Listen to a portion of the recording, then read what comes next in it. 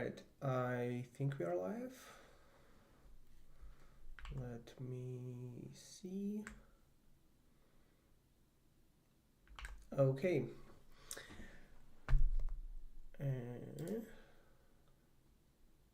All right, let's assume we're live. Can somebody please write in chat and comment on whether the audio is coming through? I'm assuming it does. The video definitely does. So, hello everyone. It's been a while since the last stream. I think we streamed. I think the last stream was at the end of December, something like this.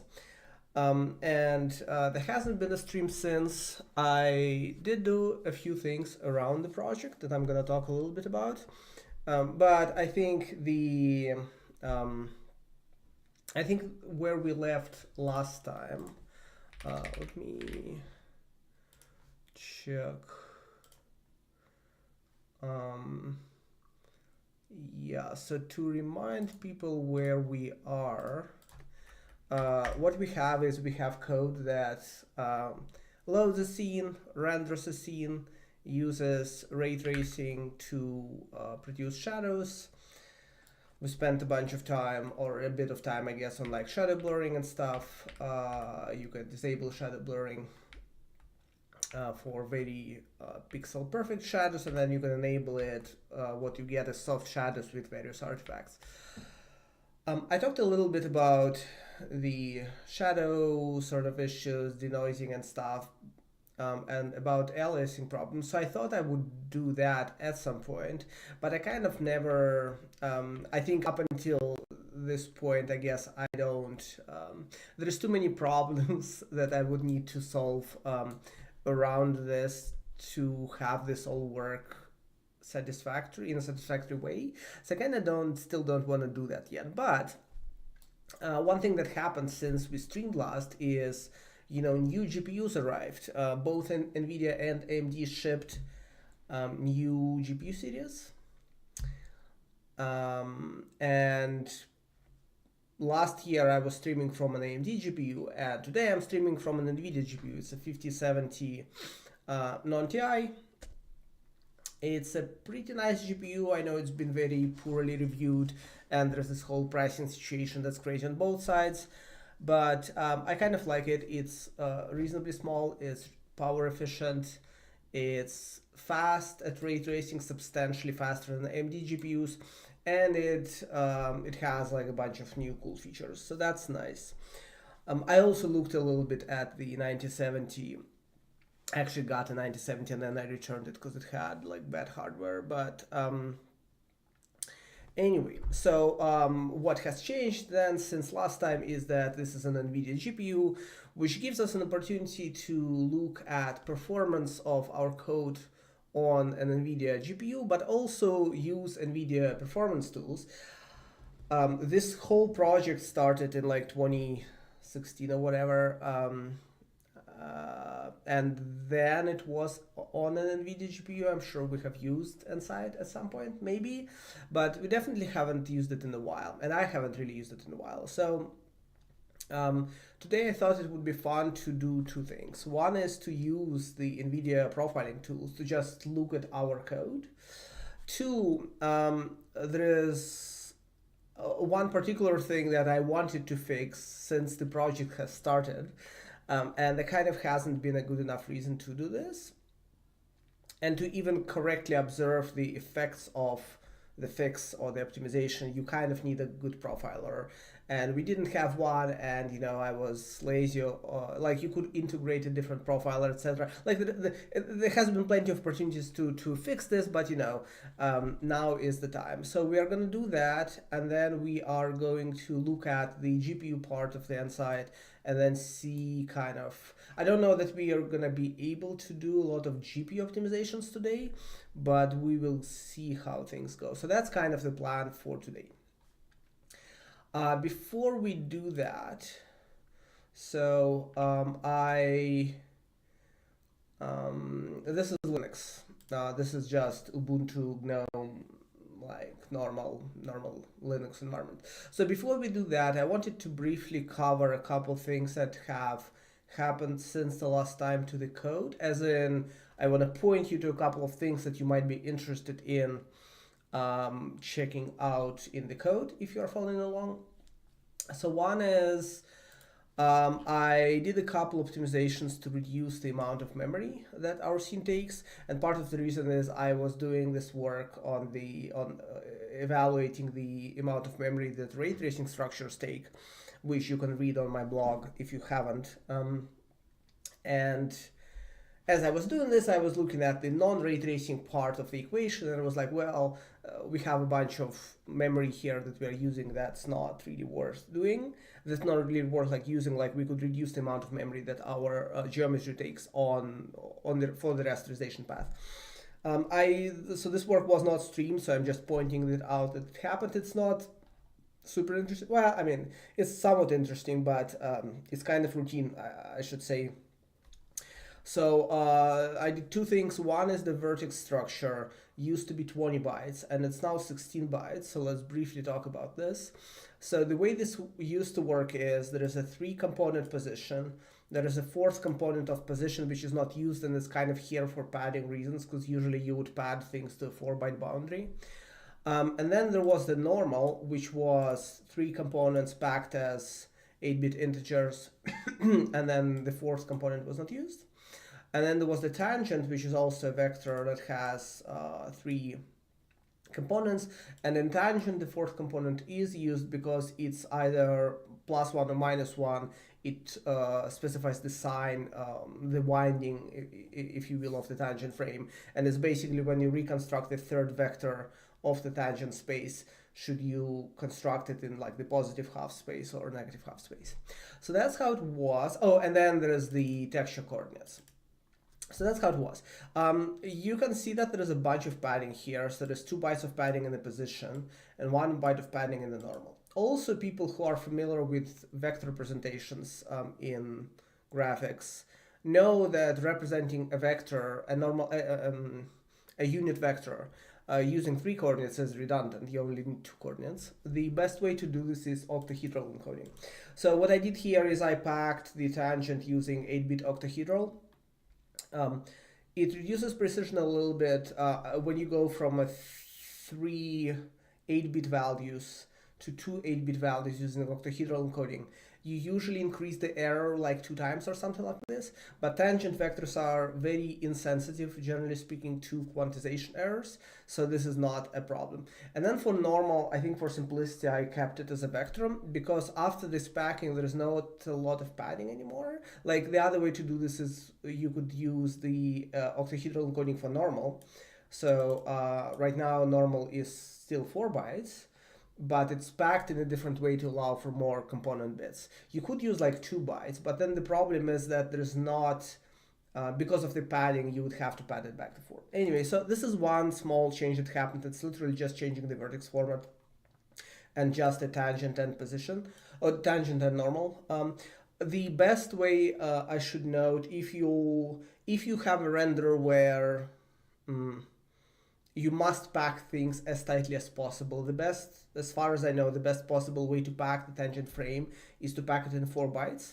And it would be using this kind of encoding, so 10, 10, 10 bits, and then 2 bits for the science. But what you can do is you can use an octahedral normal encoding in 2 channels, and then use the 3rd channel for like an angle or something like this. Of rotation, like how far do you have to rotate the tangent around the normal. But again, in our case, like even let's say we did this, so this would be your entire tangent frame.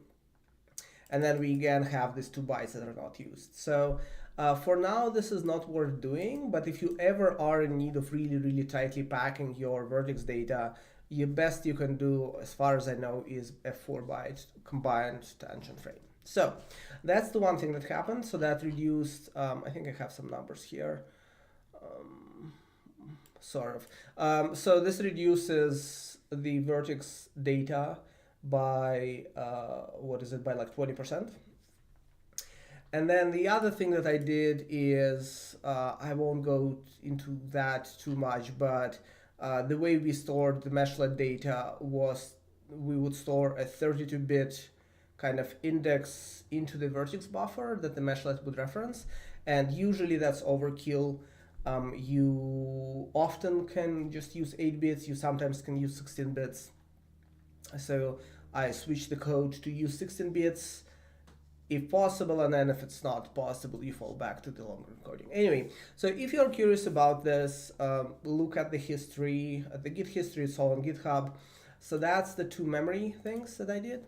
So then there was a performance thing that we already talked about a couple times probably, which is, let me actually reproduce this because it might be more interesting if I show you the difference.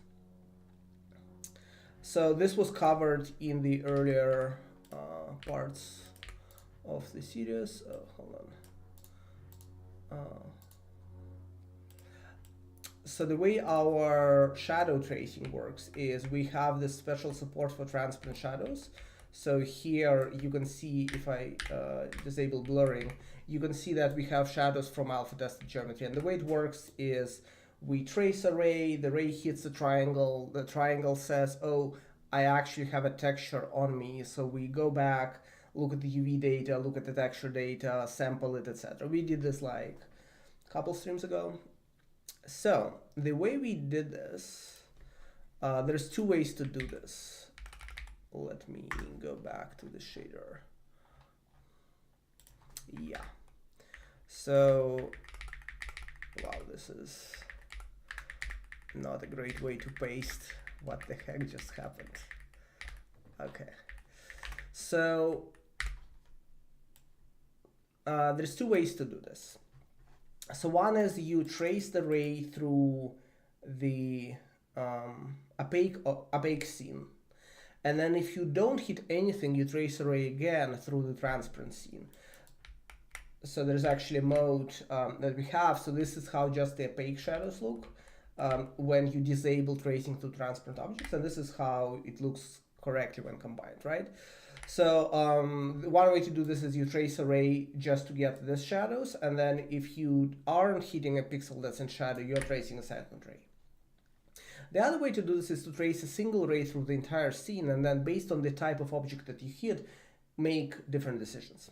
So interestingly, when we were developing this, on one of the AMD drivers, on the main AMD driver, the two-ray approach was a little bit faster, I think like 5 to 10%, I forget. And then on the other AMD driver, it was slower, but the driver itself was slower for other reasons. So we went with the two-ray approach. Turns out on an NVIDIA GPU, two-ray approach is not great. So let me see. So I have shader reloading like activated right now, and we are currently using two rays. Well, if I save the file, we will be using two rays. So you can see the shadows take 0.77 milliseconds from this view. And then if I go back, if I go to tracing just one ray, then it's 0.42. So on NVIDIA, there is a significant extra cost of doing the second ray in this configuration, in this setup. And you're not paying extra for pixels that are in shadow. So maybe, let's actually look. So like on something like this, maybe the results are different. So it's 0.22 if you trace one ray, and then 0.22 if you trace two rays. Yeah. So on a scene like on a view like this, all of the pixels are in shadow. So you trace the first ray, you basically always get the shadow pixel. This means you just never trigger this branch. But on a normal scenario where like a lot of pixels are not in shadow, on NVIDIA, you're better off just tracing one ray. And because the difference on NVIDIA is so dramatic, and on AMD, the difference was less significant, in that commit, I just change it like this or something like this. So that is just always the fast path for NVIDIA and then slightly slower for AMD. You could specialize the shader, like you could leave both options in the shader and then select them dynamically based on vendor ID or whatever. But I'm not super happy about the AMD ray tracing situation anyway, so I don't want to like, maybe in their next GPU. I actually haven't tested this. I don't remember if I tested this on 9070. It's possible that on RDNA 4, it's the single ray is faster again, who knows.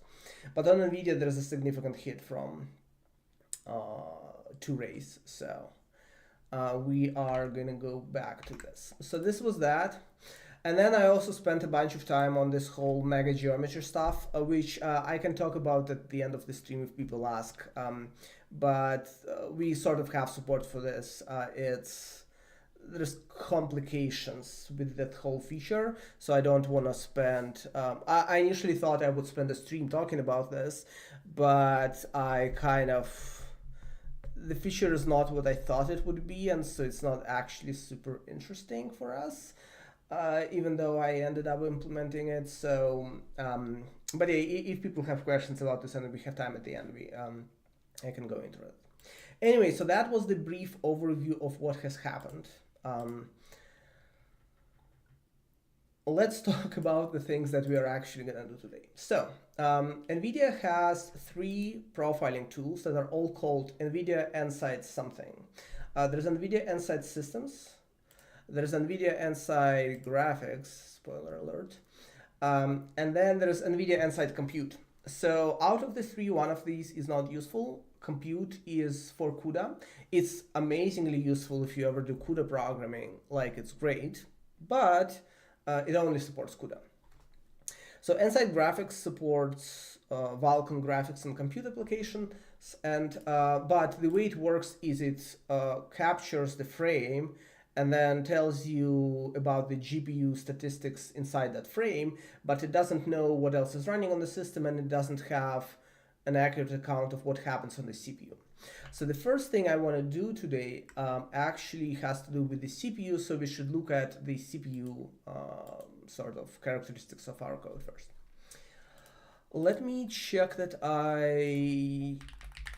so we should be running without validation layers right now, because validation layers would have a CPU overhead, and in general, when you're profiling your code, you should remove, you should like profile the code in the configuration as close to the one that's shipping as possible, so you shouldn't have anything that's expensive that you wouldn't normally have enabled on the user's computer, such as validation layers. So, oh, and I should note the last time I used all of these tools for real, other than the Nsight Compute, was like years ago. So I might be rusty on some of this. I might state things that aren't fully true. We'll see. But yeah, the way this works, the way Nsight Systems works, you could just capture the running system, but for us it's easier to say, hey, this is the executable that you should run with these command line arguments, run it, and then as you run it, sort of profile it. All right, so okay, we ran the code for a little bit.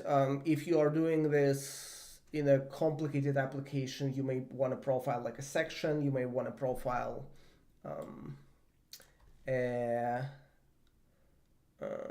like some specific scenario that you want.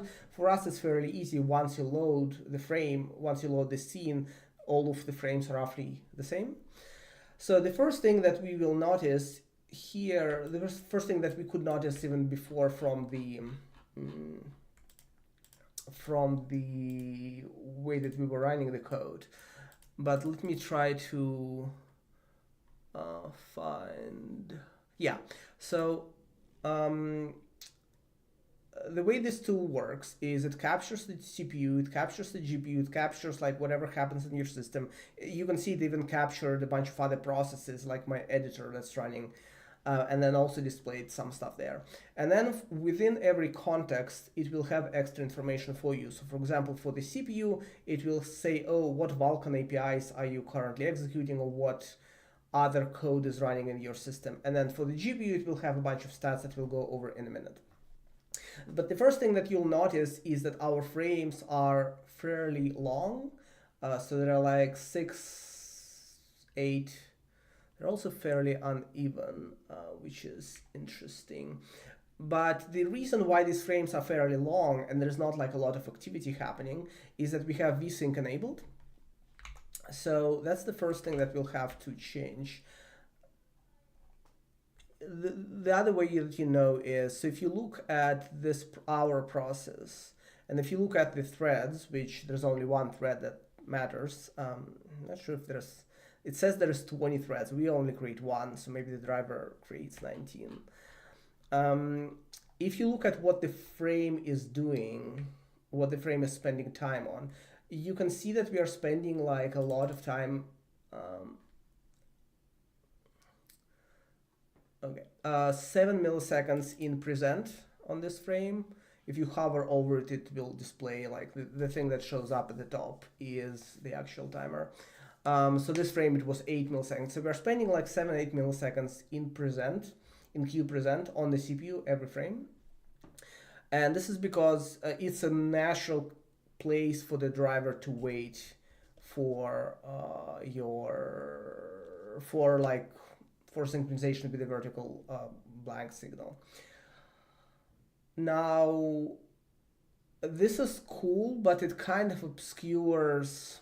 There's two ways to look at this. One is, it's great that we are spending most of the time waiting for vsync, because this means that we aren't spending much time on the CPU other than sort of waiting, and so we are efficient in that sense, like we don't burn a lot of cycles doing work.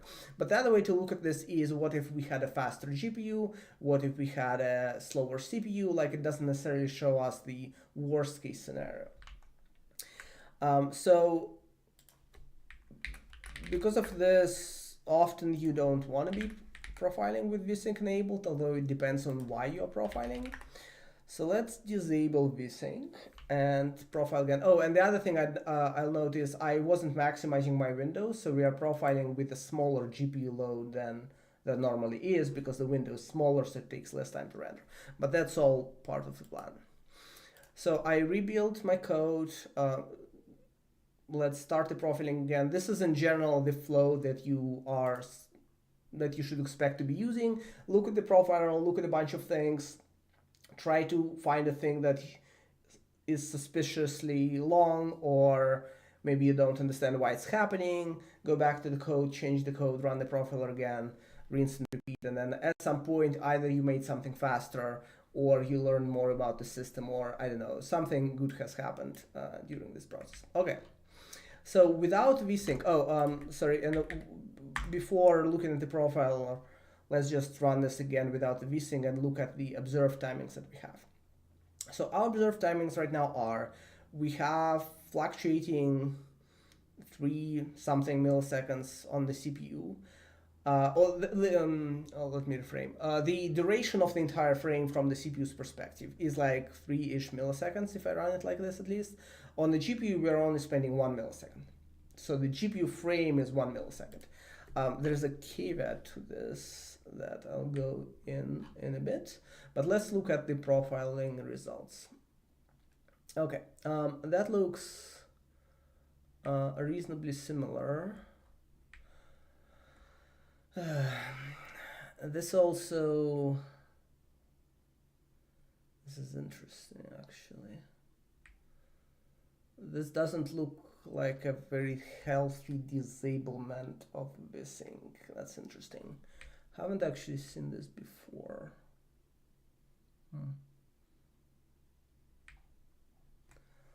Let me think about this. Okay.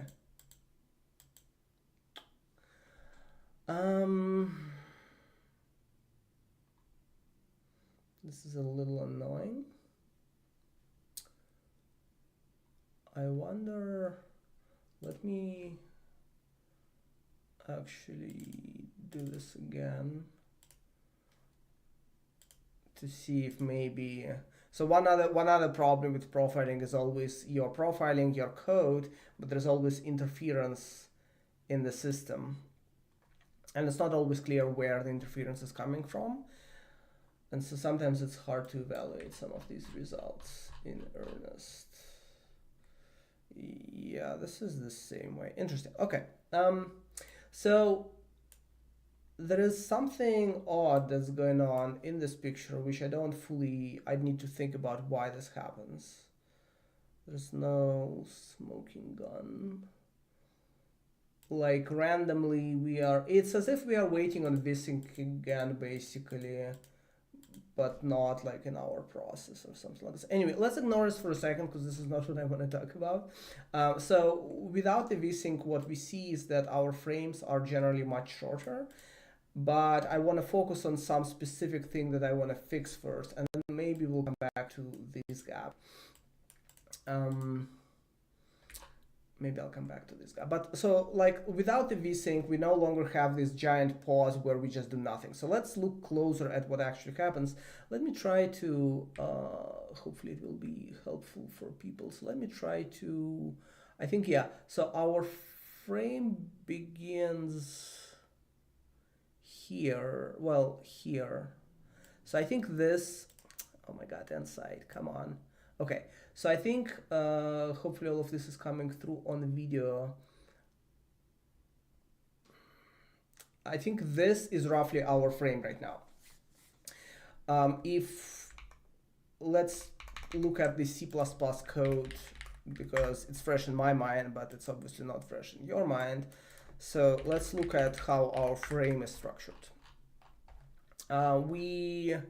We do a bunch of stuff that like rarely happens. Doesn't matter, some input processing. There's animation code that's running that is currently disabled because I haven't enabled animation. So then we do this acquire next image, which gives us the next swap chain image to render into. Then we start actually rendering into the command buffer. We submit a bunch of commands, submit a bunch more commands, submit a bunch more commands, submit a bunch more commands, etc.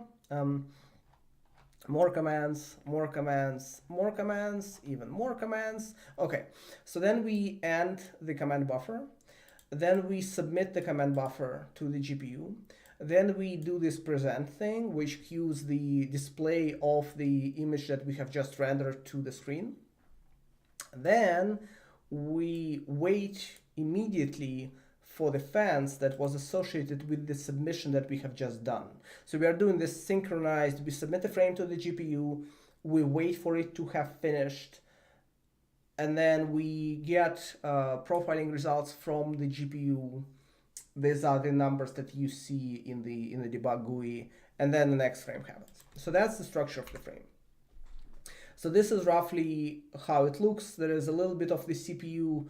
So if you, let me increase this even more. So these like black and other colors, these are the CPU activity on our main thread. So that's generally like the CPU work that we do, right? So we do a little bit of the CPU work, then we call acquire next image.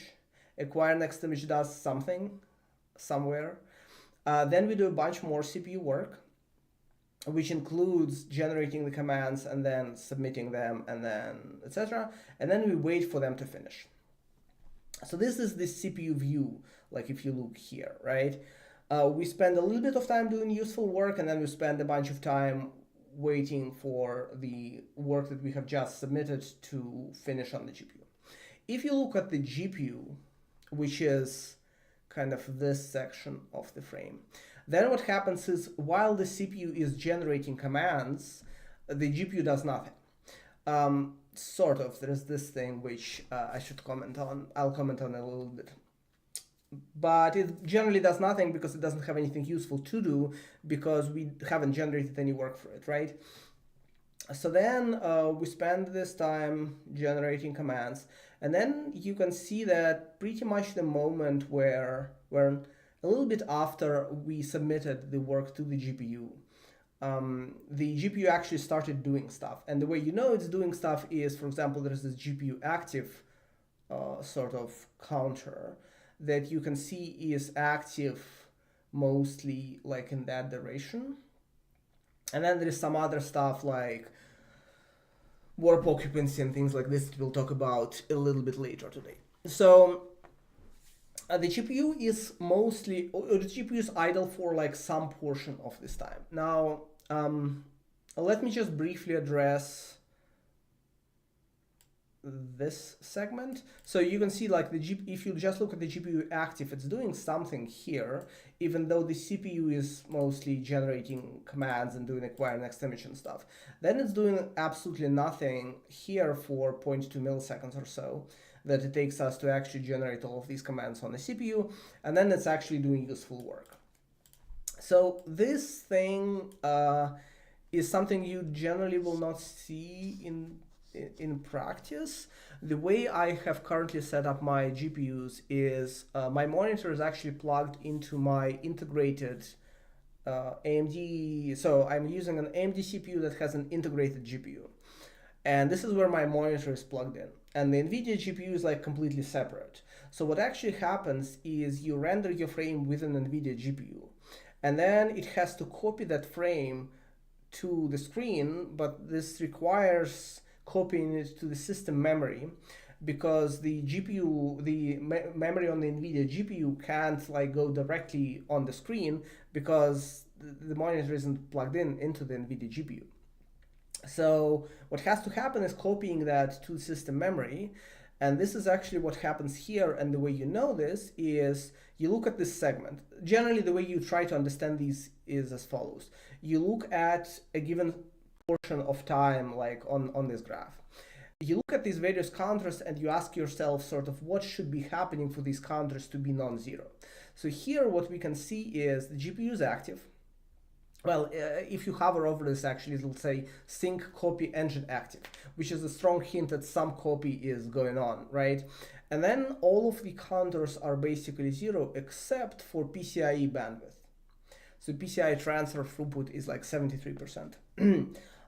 This basically means that the GPU is copying data through the PCIe bus to system memory using the sync copy engine that says it's active, right?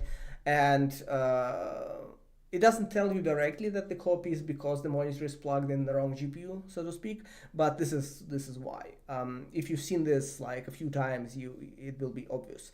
Now I will not change this for now. I do it like this for a reason. For some performance reasons and for some stability reasons. So this is the world that we will live with today.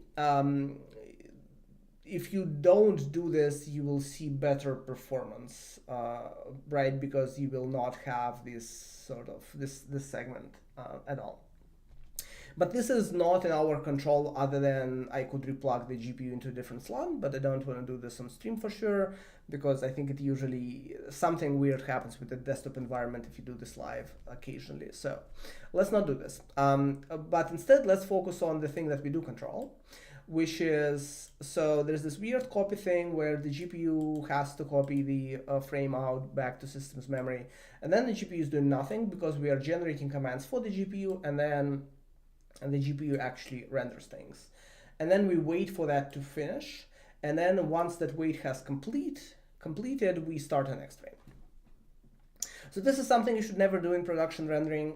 We did it like this many years ago because it was fast to get going, and also because our CPU overhead is pretty small. We never bothered to fix this. But now it feels like a good time as any to fix this. So what we want then is we want to remove this period of idleness on the GPU where no commands have been generated to process. The only way to do this is if you think about this. So here GPU is busy rendering the frame that we have told it to render. And then immediately after this is done, we want the GPU to do useful work. Now it's doing this copy thing, which is arguably useful, but this means that after we submit the work to the GPU, basically, we need to quickly start preparing the next frame worth of data to render for the GPU. And this in turn means that we will need to duplicate a few things. So for example, right now, the way this works is we generate commands into a command buffer, which in Vulkan are explicitly managed. And then we submit this command buffer for the execution.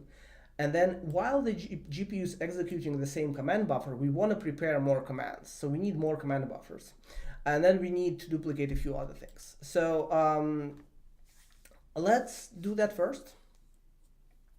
Fix this problem, hopefully get the GPU active most of the time. And then so then I'm not quite sure how I will debug this, if I even want to debug this. So this should basically remove these idle periods completely. And then if we had the GPU, if we had the monitor plugged into the correct GPU, this weird copy would be gone, so we would expect to see basically very densely packed GPU execution. This thing is something else, and I'm not quite sure what this is, because this looks as if it's very periodic. It's like after every 4 frames, roughly speaking, closer to the end, there's this larger gap. Well, here there is these giant gaps. And unfortunately, during this time, no activity happens on the GPU. This sort of looks like a vsync, but like that we somehow are subject to for some reason, which should not happen. Oh, let me try one thing. I haven't seen this before, so I'm not quite sure what happens here. But let's try this again like this.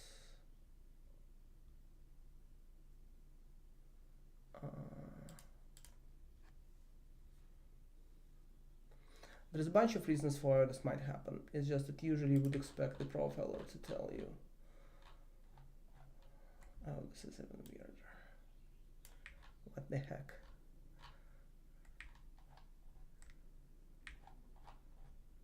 Whoa. Okay. All right. This is worse. Interesting.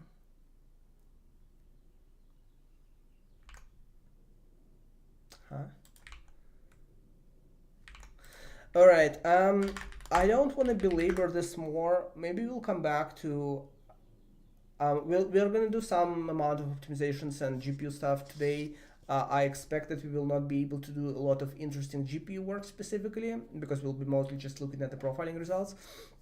So I think there's going to be one more stream next week. So maybe next week we'll come back to this weird gap. Maybe this is also an artifact of the like monitor being plugged in correctly. So like some compositor timings don't line up, and like stuff could happen. I don't know off the top of my head. All right. Okay. Anyway, so going back to what we need to do. So what we need to do is we need to render multiple frames, or we need to like be generating a frame after we have submitted the first frame, but before we have waited for that submission. So effectively what we need is we need to move this waiting for the frame to have finished to somewhere else. So we need to submit a frame, and then immediately after this, we need to start generating a new frame. However, because generating a new frame requires a new command buffer, this means we need more command buffers. This also means that if we don't have a limit on how many frames we are sort of doing this for, like if we just remove these waits, things will break if we just remove them, but hypothetically speaking, let's say we are just generating frames as fast as we possibly can. If every new frame requires a new command buffer, this means that if the CPU is infinitely fast compared to the GPU, then we will need infinitely many command buffers, right? So there is no bound on the amount of frames and command buffers and associated resources that we will need. That's going to be a problem. So instead, what we will do is we'll have a limit. So instead of submitting a frame and then immediately waiting for the frame to execute, what we'll do is before we start generating a frame, we'll wait for some previous frame, because that will free the resources that are necessary to render that frame. When I say resources, I mean a few things. So I need definitely the command buffers. Also, any synchronization objects that you use inside the frame to do synchronization between the GPU and some other, parts of the system, you may have to duplicate. So for us, we have 2 semaphores that are needed for presentation. So you need to duplicate those. And then there's going to be also a little bit of a problem with buffers that I'll talk about in a little bit. So let's start with this, and then we will see where this gets us. doing this fully correctly is a little difficult because of some stuff that I'm gonna talk about in a little bit. But let's start simple, just get a few frames going like in parallel and then see where this takes us. So this is like 3 frames in swap chain. I don't know. That's a good question. This can be a reason why you see these gaps, but I don't remember.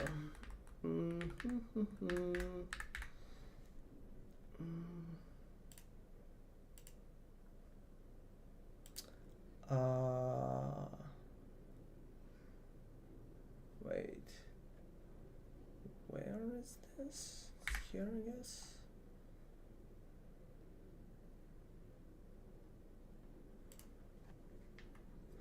So let's try this.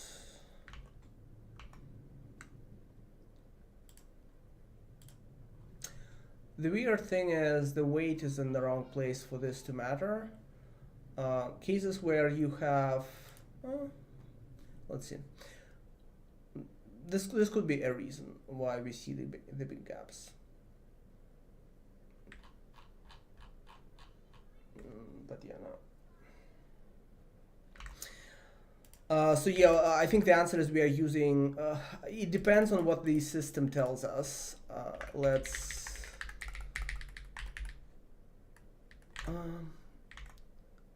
actually, hold on.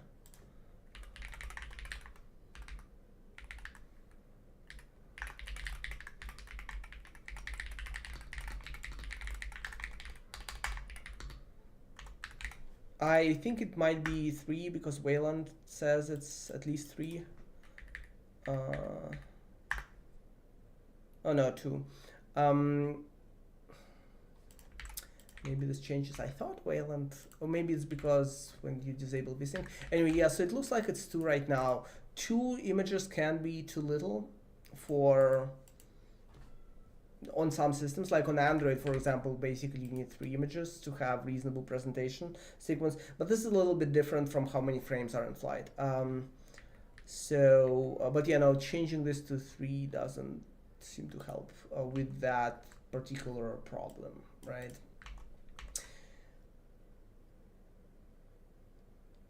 All right, so let's go back to the code.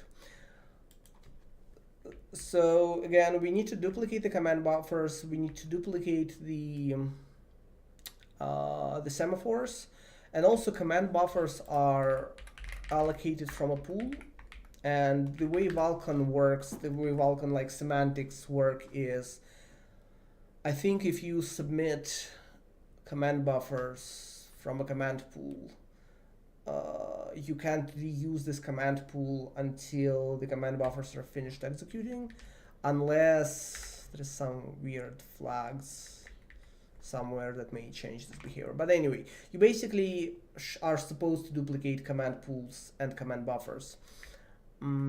Oh, there's also the fences. It's semaphores, fences, command buffers, and command pools. So to do that, let's add a variable for how many frames we want in flight. Like here.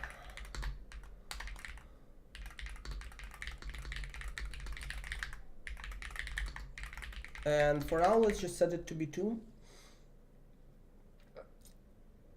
This number could be larger. But what will happen essentially is, so we'll submit a frame, we'll submit another frame, we'll submit another frame, and then at some point we'll wait for some previous frame to have finished. If this number of frames that we are waiting for is low, then we expose ourselves to the possibility that different processing units in the system will do nothing useful, which is bad. But we minimize the latency of the system. So when you press, because right now what happens is, if you look at this frame, let me again, yeah, so this is like some CPU work that happens to generate the commands, right? At the beginning of this sequence is when our frame begins, and this is where we read the inputs. So like the mouse movement, the keyboard presses, etc. And so we read the inputs here, and then here is when they are kind of transferred into what happens on the screen, because we read the inputs, we adjust the camera, etc., and then we generate commands, and then we render a frame, and then we wait for a frame to finish. And so our total, from our perspective, which is not the full system quite, because it ignores the hardware capabilities, it ignores polling rates, it ignores display sort of refresh, or what's it called, display like pixel refresh and stuff like this. But from our perspective, you know, like we read the inputs here, and then it takes until this much to have finished the full frame. And so that's, where is this number? Yeah, that's like 3 milliseconds here of latency from our point of view between inputs and, you know, rendering. If we are waiting for like 15 frames, then this number, if we have 15 frames in the queue, then this number will be very large, because up until, like, before you actually show the 16th frame, you have to render and show the previous 15 frames. And so your input latency is, generally speaking, increasing proportionally to the number of frames that you have in the queue. So the lower like frames you have kind of in this queue in flight, the better. But also if it's too low, you may run into these utilization issues. So I like the numbers that are between 2 and 3. Anything more than 3, I think, is just broken. 2 is a little bit dangerous in the strict utilization sense. You will run into issues where it's really hard to balance things with 2. But I think if you can go for 2, that's right now we have 1 frame in flight, literally, because you know we start rendering a frame, and then we have to wait until the frame has rendered to start the next frame. So that's 1 frame in flight. 2 means you can have a frame rendering and then another frame sort of generating commands for in parallel. But there is no 3rd frame, there's only 2 frames. So again, this is slightly different from number of swap chain images. You can have 2 frames in flight, but 3 swap chain images, which is a little bit confusing, but with the compositors, it's often like a reasonable idea to do this. But for now, let's just do this anyway. So max frames 2, and then we have to duplicate the command pools, the fences, the other stuff we have. And also we need validation for all of this to be enabled, because it's very, very easy. This is the one thing, not the one thing, but because resources in Vulkan are managed explicitly by the developer of the application, you often run into cases where the spec tells you, for example, oh, you can't use the command pool, for example, you can't record commands into the command pool if there is currently work being processed on the GPU side from the same pool. And it's written in the spec, but if you violate the spec, something bad will happen and you don't know what. Maybe there is a crash. Maybe something just doesn't render right. Like a bunch of things could go wrong if you violate these. So generally speaking, validation layers in this case do a good job at catching these. Anyway, all right. So that's enough talking. Now, essentially what we need is we need to just duplicate all of the resources that we need to, you know, that we need more than one of. And then we will change the code so that it still compiles and works and stuff. And then I'll talk a little bit about buffers.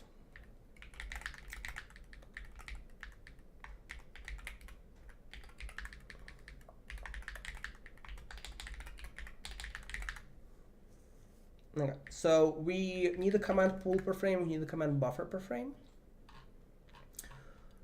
I don't remember where the semaphore, yeah. So we need the semaphores per frame as well, and we need the fences per frame. And you know, you could, the heck, you could like define a frame structure to put all of these resources in. It's generally a nice idea, but if you haven't, you know, if you're new to the stream, we will only do refactoring after the code is actively bothering us. So until the code is actively bothering me, I will not like introduce new concepts, which I find in general is a reasonably sane way to develop software. Like, you know, premature refactoring is not great because you may not have the full picture of the code when you're doing this early. And also it's, as long as the code is hard to accidentally make mistakes in, it's not too dangerous to have, I don't know, duplication or whatever. Like here we are renaming all of the variables that we have and making them an array. So any code that accesses an acquire semaphore will not compile now. And now we have to think, oh, like what exactly should we do here? So now the destruction, I'm actually, it's been a while. I thought, yeah, huh.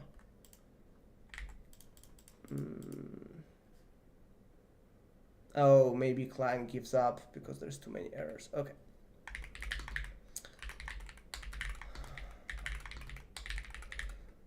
So let's dutifully destroy all of the resources. Yeah,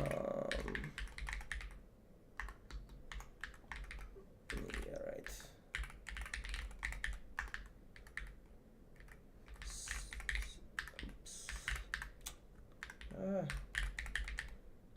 Okay.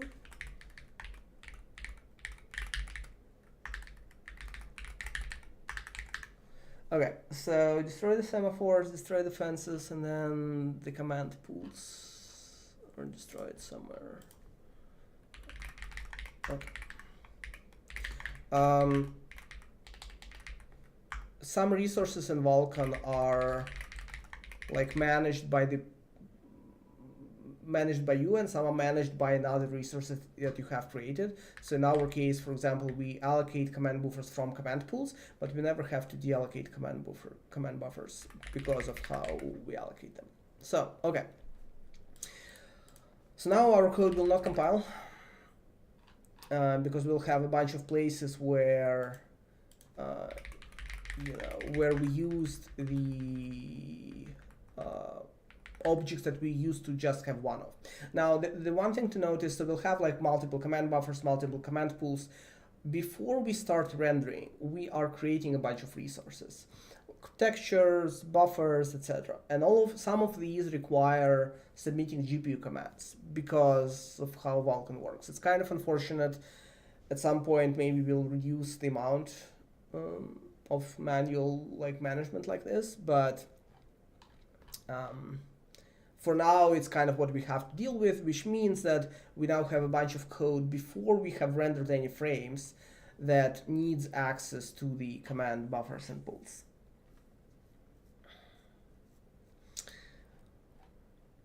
So I guess what we will do is just designate the first one, call it like a init command pool. You could create a separate command pool and buffer for that purpose explicitly, and then like destroy it or something like this after the resources have finished. But I don't think there's a strong enough reason that we need to do that. So let's just do that, and then wherever we are referencing command pool, we will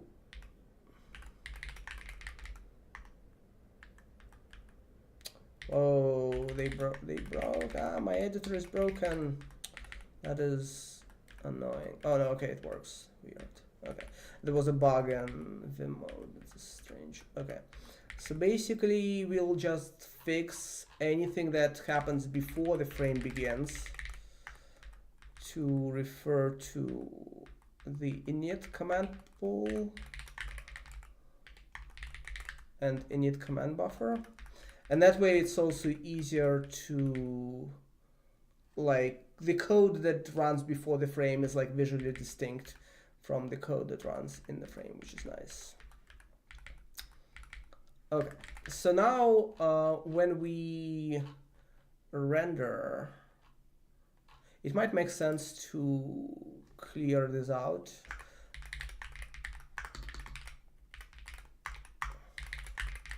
After we are done, you could, like, if this was in a different function, it wouldn't be a big problem, but make sure we don't accidentally reuse the init command pool, because that would require extra synchronization. Okay. So now, instead of every frame generating commands into the first command pool, the only command pool that we used to have, we now have multiple, we now have two. So this means that on every frame, we need to pick a different one. Convenient way to do this is usually you have a single frame index, which we already had for some other reason, that just is an ever incrementing variable. You cannot overflow a 64-bit frame number. And then you always think about the frames as, you know, this is my frame number. I have two resources. This means that frame number modulo 2 is the resource I need to be accessing, plus synchronization that we'll talk about separately. So swap chain stuff. I'm trying to think where. Let's just do this here as the first point. So we will need to use the command buffer. Oh, we'll need to, like, let me actually, hold on. Yeah, that's fine. So we'll need to, every time on every frame, we'll use the command pool based on this modulus, and the semaphores and every other resource that we use is basically going to work the same way.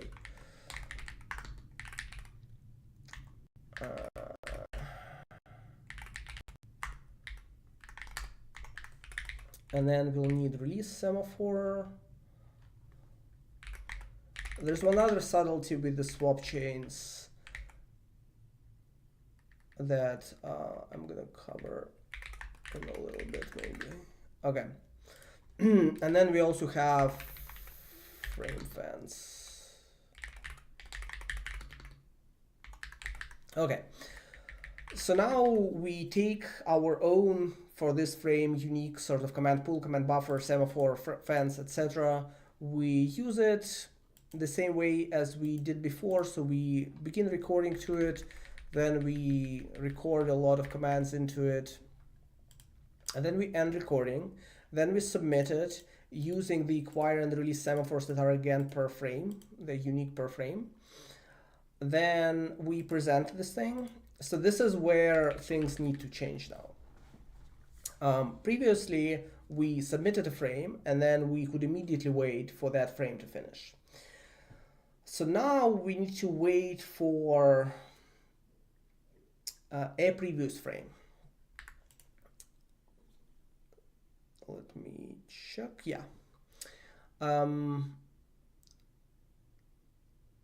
I usually do this.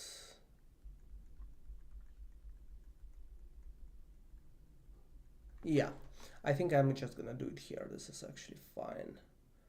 Yeah, and then the other thing that we do right now is after we wait for the GPU, we copy the performance counters for this frame into the CPU buffers. And all of this has to change a little bit. This part is actually a little bit problematic in that world.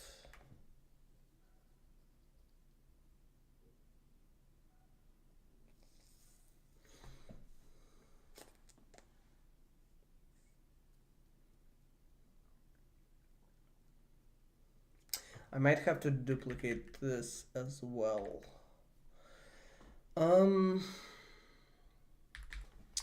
So let me briefly disable this. And then what has to happen here is we need to wait for a frame, but if we just wait for the current frame, so if we keep the code as is, the code should work, which actually might be good to validate, but the code will result in the same performance characteristics as before because we haven't really changed much.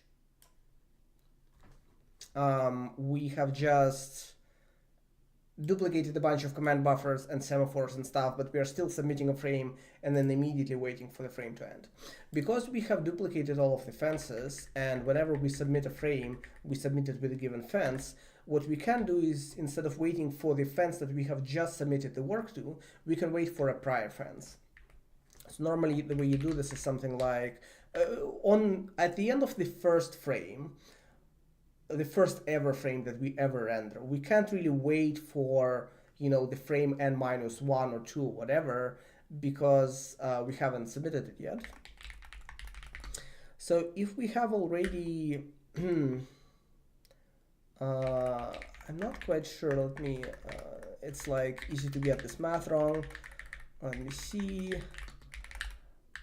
or let's call it wait fence or something like this.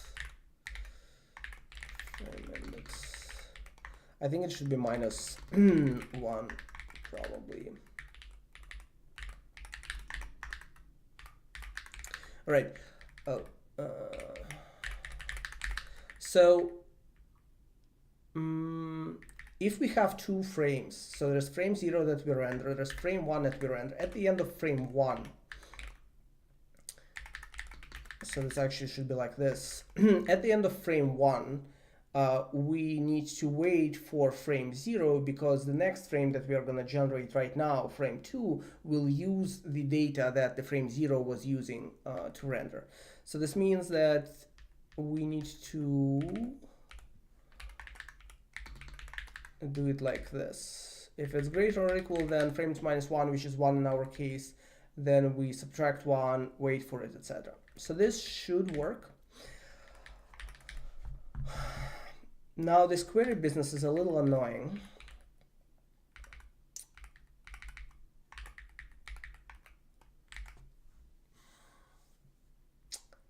How did I do this? How did I do this?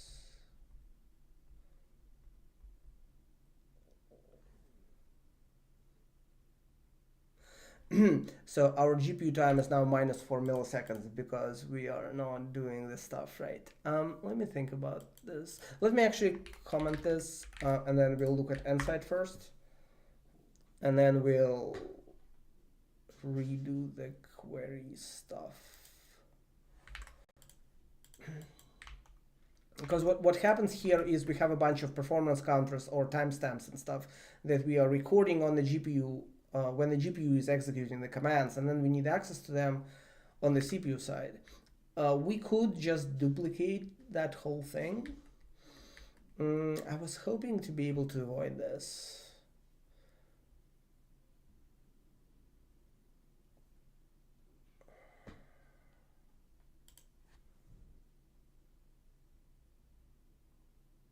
But maybe I can't.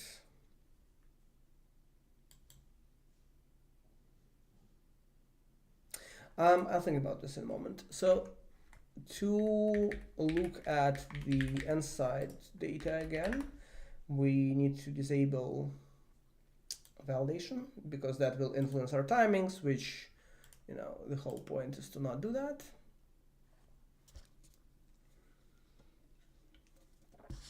All right.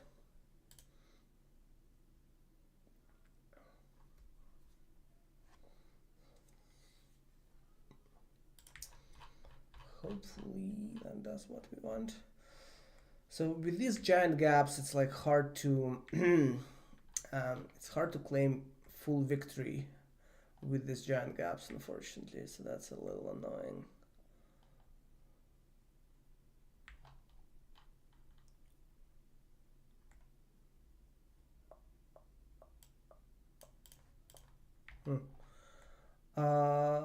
Let me redo the capture with an actual full screen window.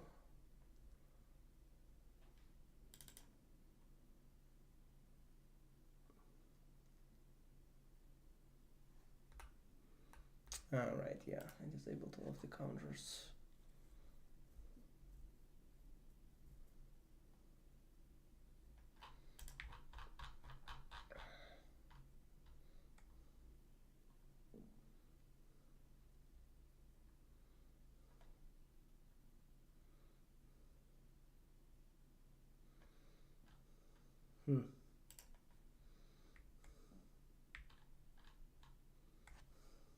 So let's look at the frames and let's try to see if what we are doing is correct, etc. We can move. Maybe I should do this right now. Hold on.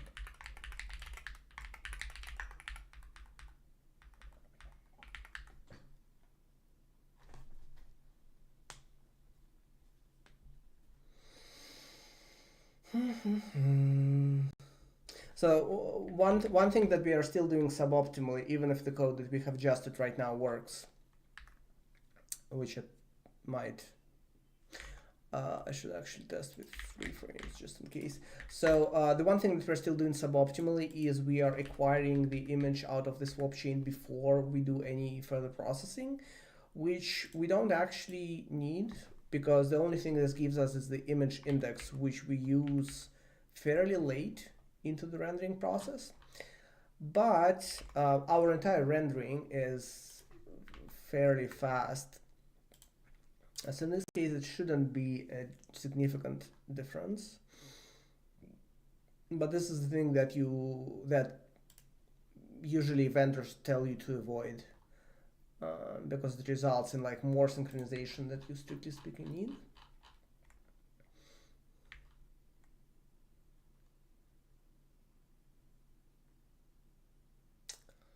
It's kind of interesting. So basically, there's still what I was hoping to see, which maybe is unrealistic. Oh, this is interesting. Yeah. Okay. Okay, hold on.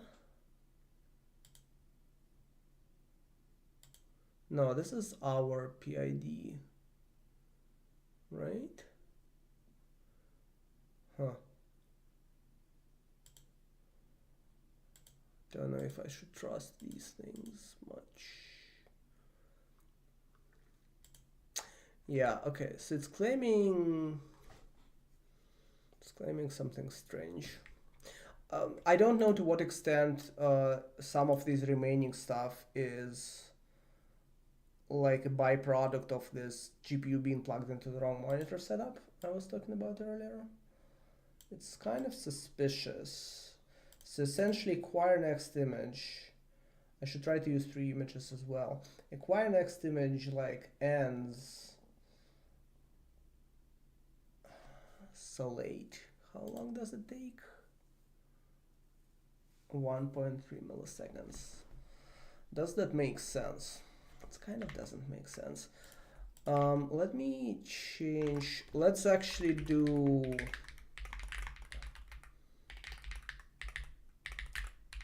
a minimum number of images in flight, and then we have this hard-coded 2 somewhere. Yeah, which we will change to min images. See if that changes things, because it is suspicious to be bottlenecked on the acquire in this configuration, and maybe that's the reason.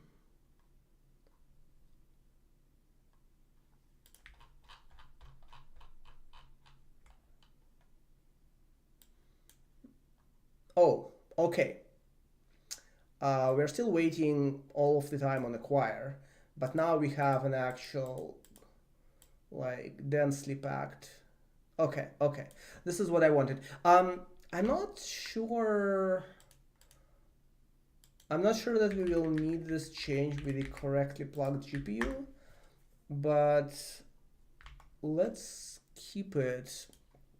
I don't think there is a significant downside in having an extra switching image. I'm not sure. I'd need to think about whether, you know, we will regret bumping this from 2 to 3.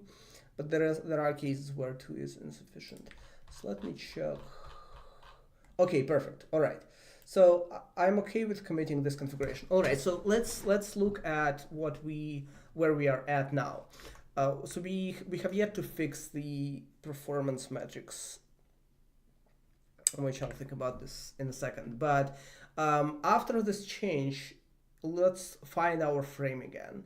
So this is where our frame begins, and this is where our frame, well, it begins like a little earlier because there's a little more CPU work. So this is our frame, right? This is our CPU frame, I should say. This is the single iteration of the frame loop on the CPU side.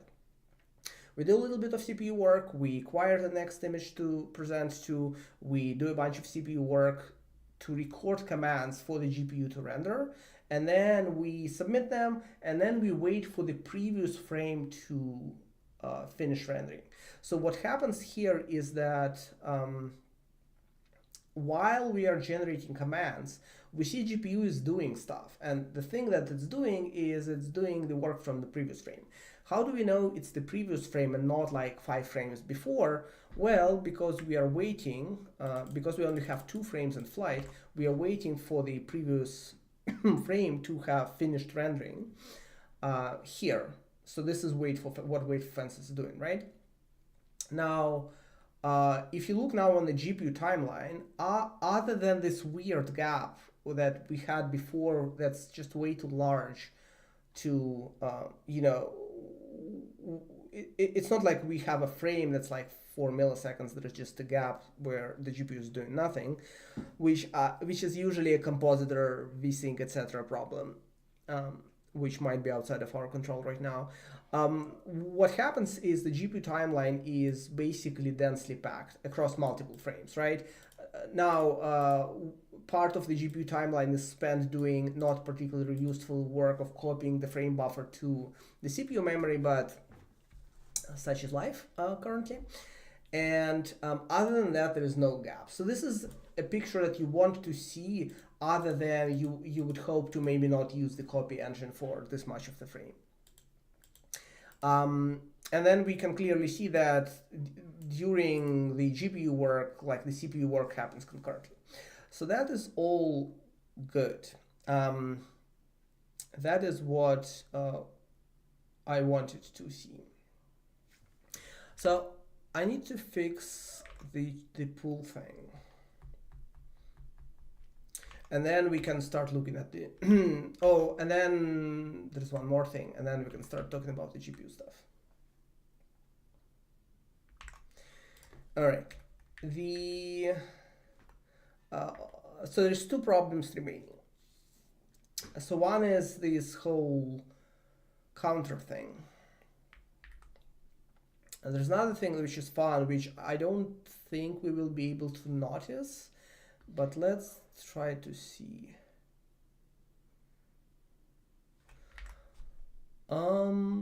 Let me try to manufacture a problem. I'm not sure that I want to solve this problem right now, but let me try to. There's one more thing that we are not doing right. Let me see.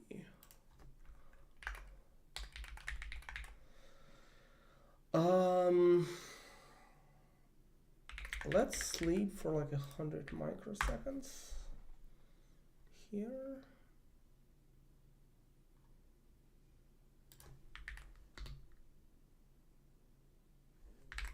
Come on.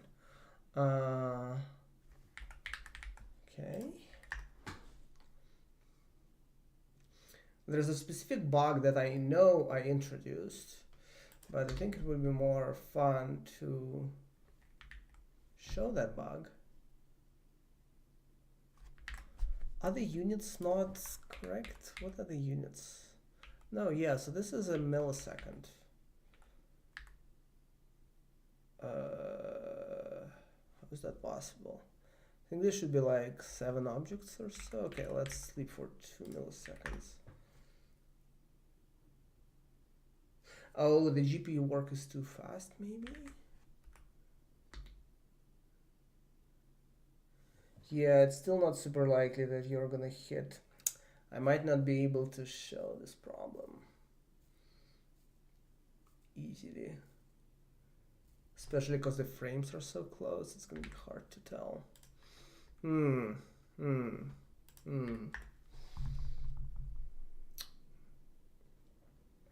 That's annoying. Alright. Wait, hold on.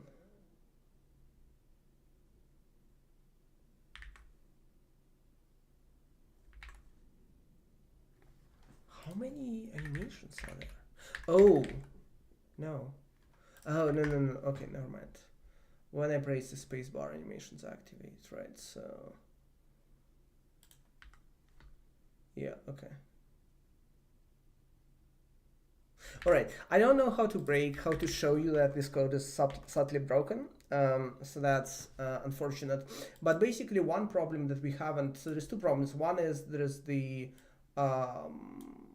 performance counters. So when the GPU is running this code, it updates the performance counters. And then after it's done, we would like to get the performance counters. But if there's only one copy of the performance counters of the timestamps and stuff, then this one copy, whenever at any given point on the CPU timeline, some of these numbers are already potentially updated by the GPU and some aren't. This is why I think when we change this, just like if you activate this code that copies the query results to the CPU memory, you get negative GPU time, I think it was, or the time that we print in our debug UI. Well, here it's positive. I think there was a case where it was negative. And this is because you are seeing like inconsistent data from different frames. Yeah, so I guess if as you scale it, you can see sometimes negative GPU time. Sometimes a very, very large GPU time. This is because the access to this pool is basically concurrent with no correct synchronization, with no real synchronization, which is a problem. So that's one issue. The second issue is that part of the CPU code, actually, I think here, is doing animation updates when animations are enabled, which we went over again a couple streams ago. We update the matrix transforms of the objects, we update them for the rasterization, we update them for ray tracing. Then what happens is if your timing is just off enough, you may accidentally update some of these objects like before, or basically the GPU doesn't ever see a consistent picture necessarily, because some of the objects may have been updated this frame, some may not have been, and that is bad. So we need to fix that, and then we also need to fix the profiling data. I'm not sure if I want to fix the animation problem right now, because the fix to that is a little bit involved. Maybe it would make more sense to do this next time, or maybe not. I'm not sure. Let me note both problems first, and then we'll see about how we fix them. This is the general problem with the general, I guess, challenge of whenever you work with. We haven't had this problem before because we were never like running GPU and CPU in parallel, which we should have been doing. But now that we are, anytime that you have the resource that you need to update from the CPU side, you need to think, okay, what happens on the GPU? Is there any synchronization that kind of guarantees exclusive access? Generally, you don't want there to be extra synchronization. So do we need 2 copies of this? Do we need to buffer the updates? Like, it becomes non-trivial. So this code erases the GPU reading the transforms from both class and raw buffers, which can cause rendering issues. For ray tracing, it's particularly weird because you might have a really bad transform of an object. Like weird things may happen. We only update transforms right now. So I think right now the worst possible thing that can happen is an object is kind of just has a broken transform from a frame. If we update it more than this, more significant issues could have arisen. So that's a problem that we need to fix. And then query pull stuff. Query pull stuff is annoying because I didn't want to duplicate the whole thing, but maybe I'll have to.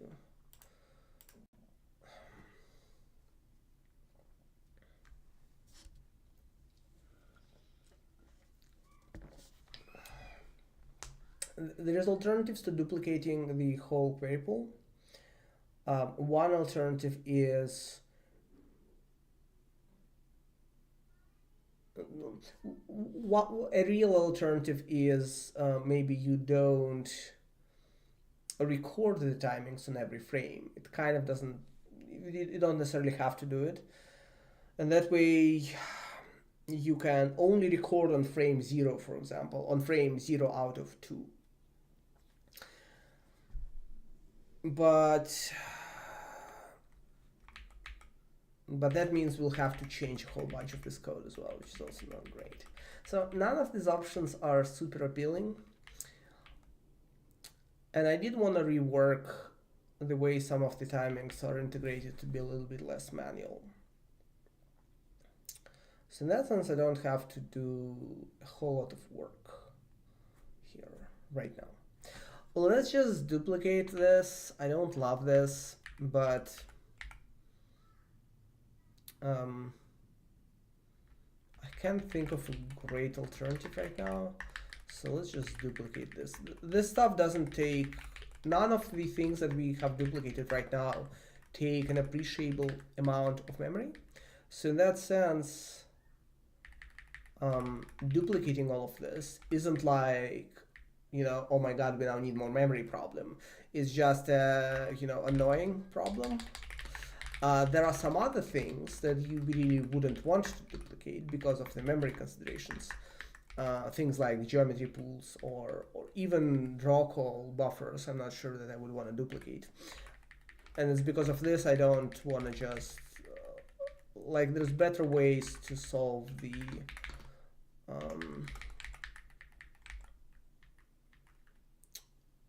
synchronization around the objects update. There's like slightly cleaner ways to solve them than just duplicating like a bunch of buffers, which is why I don't want to just do this like maybe right now even. So let's fix this for now. I don't love this, but maybe that's what it is.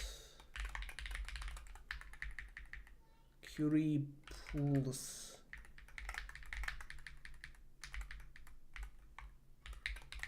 English is hard. Okay. Okay.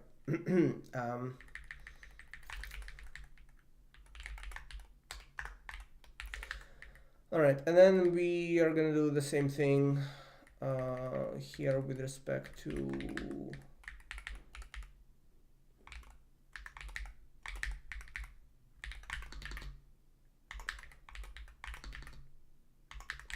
okay. I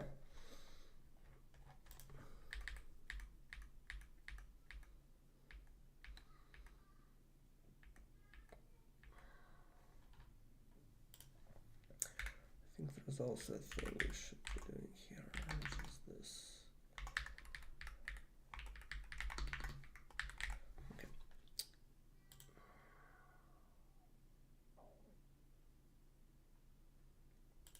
Yeah, okay. I'm not super happy about this, but whatever.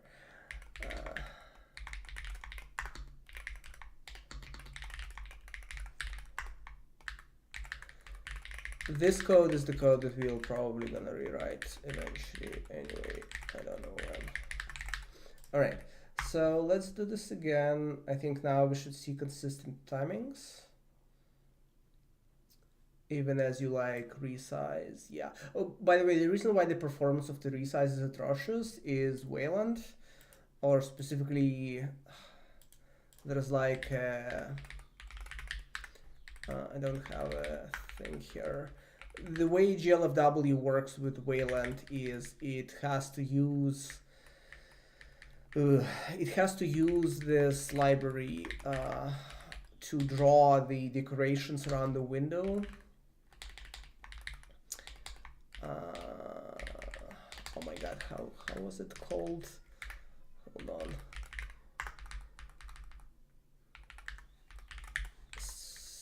And it uses this library called libdecor for it. And that library takes forever to update the decorations when you resize the window. Oh, that did not work. Is that a window hint? No, this is the... Oh my god. Hold on. Okay, this is the thing. This is how you do this. So what you can do is you can just disable that library. What you get as a result, as we will see, is a window with like not a real title bar, but you know, it's actually fast to resize the window. Or you get nicely looking decorations, but it's really slow to resize. So that's a problem we can't. It's a problem we could fix, but there is no trivial fix, so we're not gonna attack this. But yeah, so now we can see that the timings are stable, like we don't get weird negative numbers. Let's actually, I've never tried to run, like I've never tried to disable the decor under profiling. I don't think that will change the results that we have been seeing, but it's still fun to look.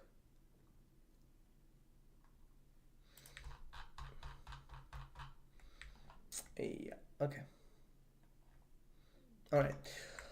Okay, so so we have fixed the query pools, which I don't love the fix, but let me actually commit the code as is for now, because I think this should be the correct way to. Oh, maybe I should just do one final check with validation layers. This should be the correct way, except for the buffer issues. Except for the buffer updates that we only need during animations. This should be the correct way to sort of implement support for multiple frames in flight. So I want to commit this as is for now. With this configuration, I think min images 3 is more sensible. And then we have this to-do comment, which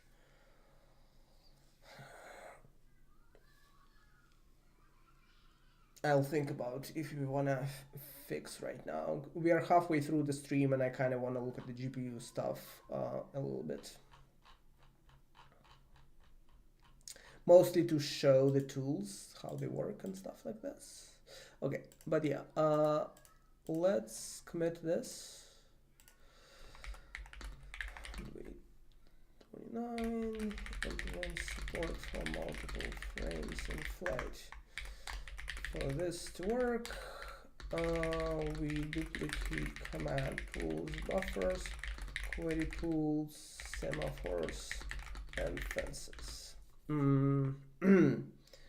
There might be better solutions, cleaner solutions, solutions for pools in the future, maybe.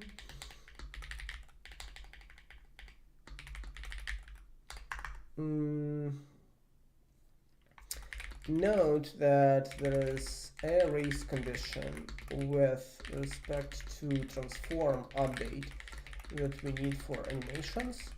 We are going to fix that separately in the future, hopefully. Okay, so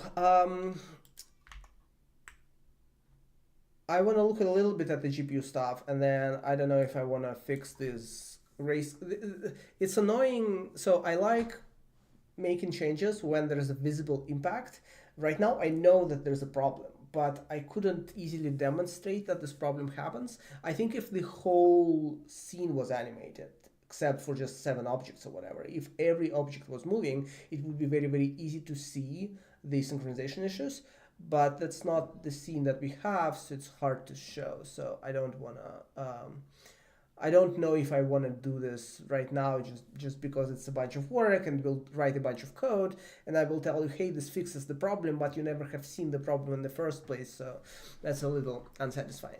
Anyway, so I want to start looking at the GPU a little bit.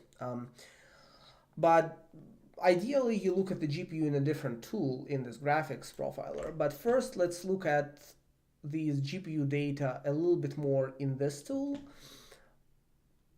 Just because, so it may feel odd to have multiple tools, but like, why would we ever use this tool to look at the GPU metrics if there's this other tool that will show you more GPU metrics and better? And the reason is, well, this tool shows you a global timeline that includes CPU and stuff like this. And so it's easier to visualize what happens in context. Now, if you haven't familiarized yourself with your scene, and because we aren't using some of the features of these tools, so in these tools, you will have noticed that I sort of identify the regions of the timeline just based on what happens. What you can use in these tools is you can use markers, like user markers, where you say, oh, in my code, you call a function that says this is where the frame begins and this is where the frame ends. Or you say, okay, this is where I start rendering to, I don't know, like gbuffer. And these will show up in this timeline as well. We are not using this yet. Maybe we will at some point. I don't want to do it today. But even without these tools, if you are familiar with the structure of your frame and if it's regular enough, you can identify patterns. So let's look at the GPU workload from that perspective. So we know that, so we have removed this weird gap, other than the synchronization issue that's probably system-wide, that happens elsewhere in the frame. That happens like on some frames. We have the actual rendering, and the reason why you know it's an actual rendering is you look at SM's active, which shows you are the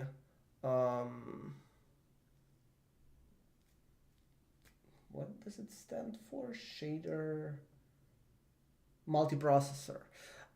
So the shader multiprocessor is the way, I think, is the way NVIDIA refers to its sort of compute units. And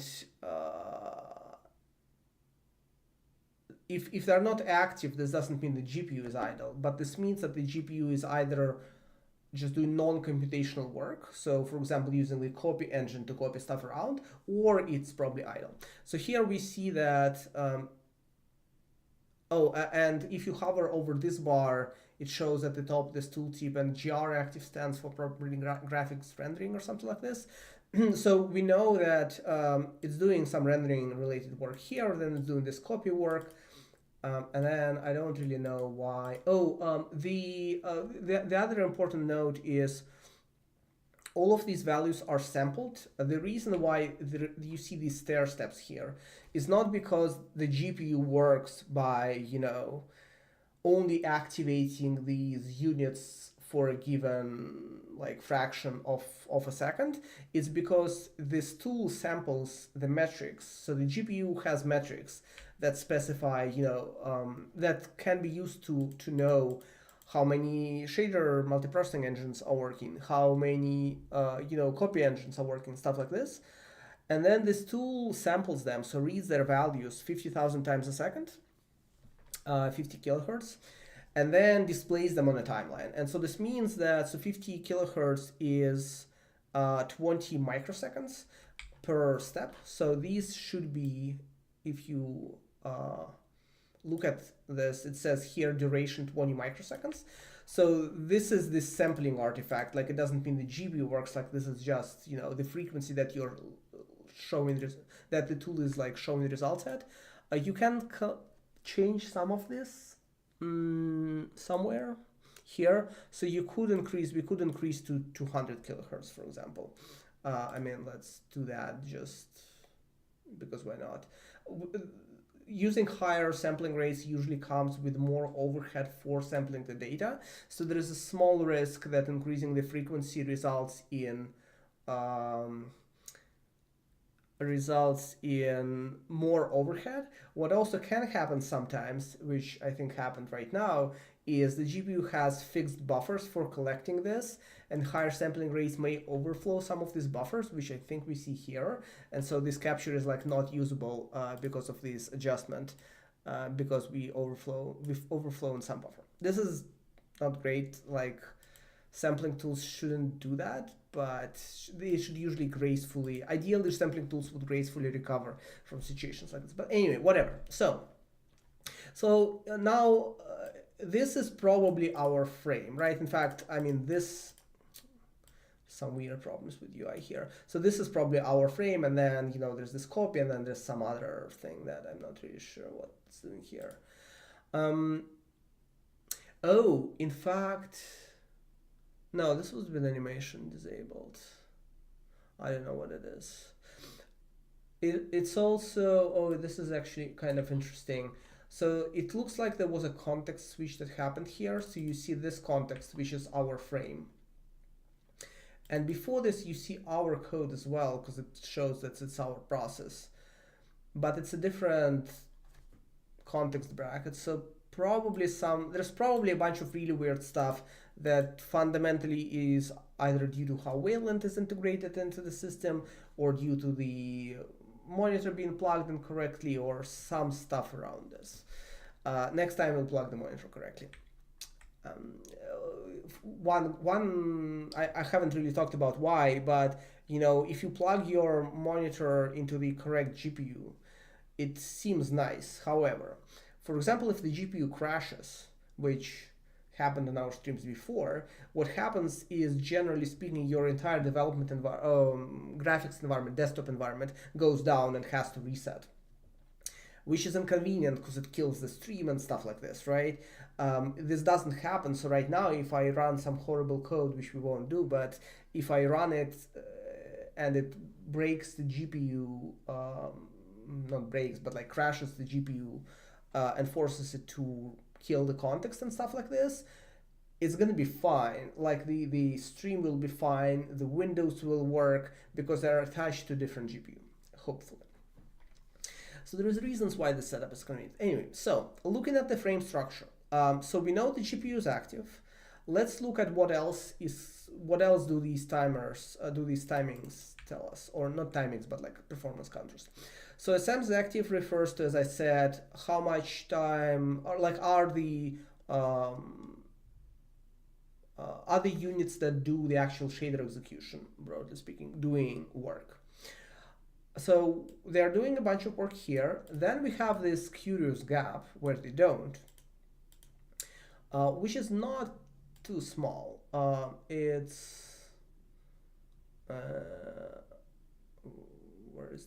like 100 microseconds worth of little activity.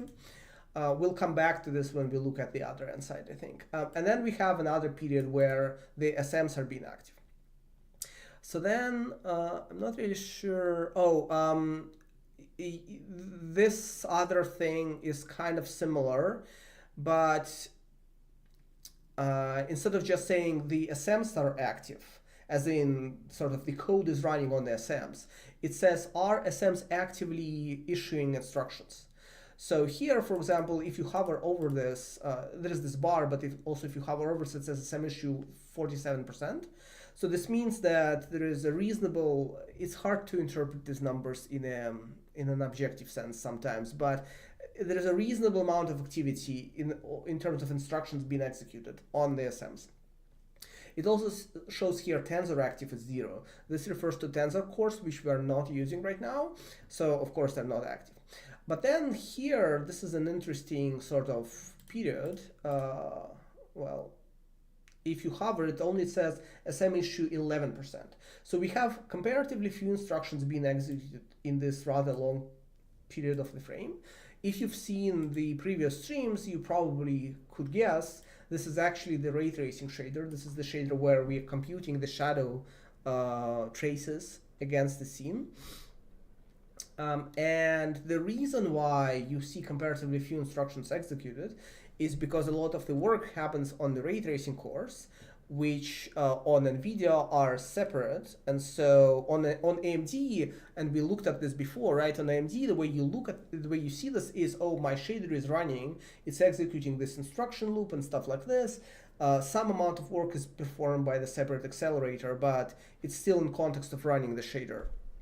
Here it looks like the shader is much less active because much more work is happening sort of on these RT cores. And then we have more actual work that's happening. Okay. So then the next thing is warp occupancy. We are going to come back to this specific detail when we look at the other profiler, but what in this view you can see is what type of the work is the GPU doing. So if you hover over this, for example, it says, oh, pixel warp, so it's all color coded, right? The green thing is pixels, the pink-ish thing is vertex tessellation geometry, which in our case is actually a mesh shader, but I think it's running on the tessellation pipe or something like this, so it shows up as that. And then the yellow is compute. So you can see basically this is our rasterization pass, right? Because it's using pixel shaders and mesh/geometry shaders. This is also a rasterization pass, clearly. And again, if you have seen the streams before, you know that the way we render things is we render the opaque scene, then we render also opaque scene, which is empty here, and then we render the transparent scene. And so like this is what you see here. And then between these, there is a bunch of compute work. The reason why we have compute work between these is we have all of these GPU calling code that is running, that's like executing in compute shaders. So then we have this ray tracing thing that I already talked about. And then we have some other stuff after ray tracing. This is most likely the shadow blurring. Because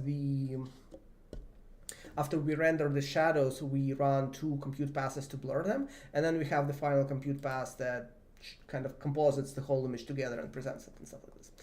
So that's kind of right, like because our frame is so structured, you can visually see, okay, this is the frame portion where work is happening, but it's not happening on a SEMS. Oh, we have ray tracing running, right? So you can kind of identify things that happen. The other thing that's kind of cool to see here is we can also look at the effective utilization of the bandwidth. So we already talked about PCIe, right? Most of our resources, in fact, all of our resources are in device memory. This means that when we work with them, we aren't using the PCIe bandwidth. However, this segment, for example, right, is the segment where it's not our code, but some code somewhere is copying the data to the system memory. And so this is where you're using a lot of PCIe bandwidth. And you can actually, by the way, compute the expectation, like you have an expected number. So, you know, this is a PCIe 5 card technically, but I think it's running at PCIe 4 speeds maybe. I'm slightly fuzzy on this. But like my previous GPU was just a PCIe 4 GPU. And so you would expect a very specific transfer rate in gigabytes per second. And you could see, oh, I am reaching that or I'm not reaching that. And then what in this case you see is that during the rest of the frame, PCIe bandwidth is very low, which is good. It's the thing you want. For example, we can, I think actually, maybe, you know, many years ago when we started writing this code, we initially put everything into the system memory and things were like slow for no reason. I think we can, if we just take the vertex buffer, and then if we just remove this, I think things will still work and put it in systems memory, and we can observe the impact perhaps. So things still render. Now it's not going to be an enormous amount of the PCIe bandwidth, and it may not even influence our timings that much, but it would be cool if it actually shows a non-zero number. so that I can show that effect. Aha, right? So I just made a single line change that basically moved the allocation that we have for the vertex data, which is a relatively small buffer. It's a 30 megabyte buffer. I could probably see this here. 30 megabyte buffer that just contains the vertex information, right? So it's usually in device memory, but I just moved it to be in systems memory instead. Suddenly what we see, I mean, first of all, I suspect we see just a much longer time. So this is 600 microseconds, give or take. And this is, oh my God, Nsight. And this is 160. So it's like 4 times more expensive now to render the geometry. And during this, we see this other color on this chart, which I think is the receive, so like the read bandwidth. Yeah, so at the top it shows Rx throughput, which is receive throughput. So Rx and Tx are basically either the GPU is reading through the PCIe bus or the GPU is writing. So here it's writing because the GPU has finished the rendering and now is copying the data back to systems memory for presentation. Again, something that usually doesn't happen. Here it's reading because it needs to actively access the vertex data when running the mesh shaders. You don't want this, generally speaking, right? Other than in specific segments of your frame, which if we come back to fixed animation issue, we might have to do this, but like generally speaking, you want this to be very low. So let's undo this back. Okay, and then let's see. That's kind of it actually. The other thing that's good to confirm here is it shows you the frequencies, which the display is no okay. Yeah, it shows you the frequencies of the graphics processing cluster, I think it's called. It's the I think it's the NVIDIA term for groups of ASMs. I'm fuzzy on all of these terms, and a lot of them are acronyms, unfortunately. But essentially, this tells you, okay, the shader core is running at this frequency. The shader cores are running at this frequency. And the other thing is system clock frequency. I'm not 100% sure, but I suspect this is the frequency at which the command processor runs at. We should be able, I think here, right?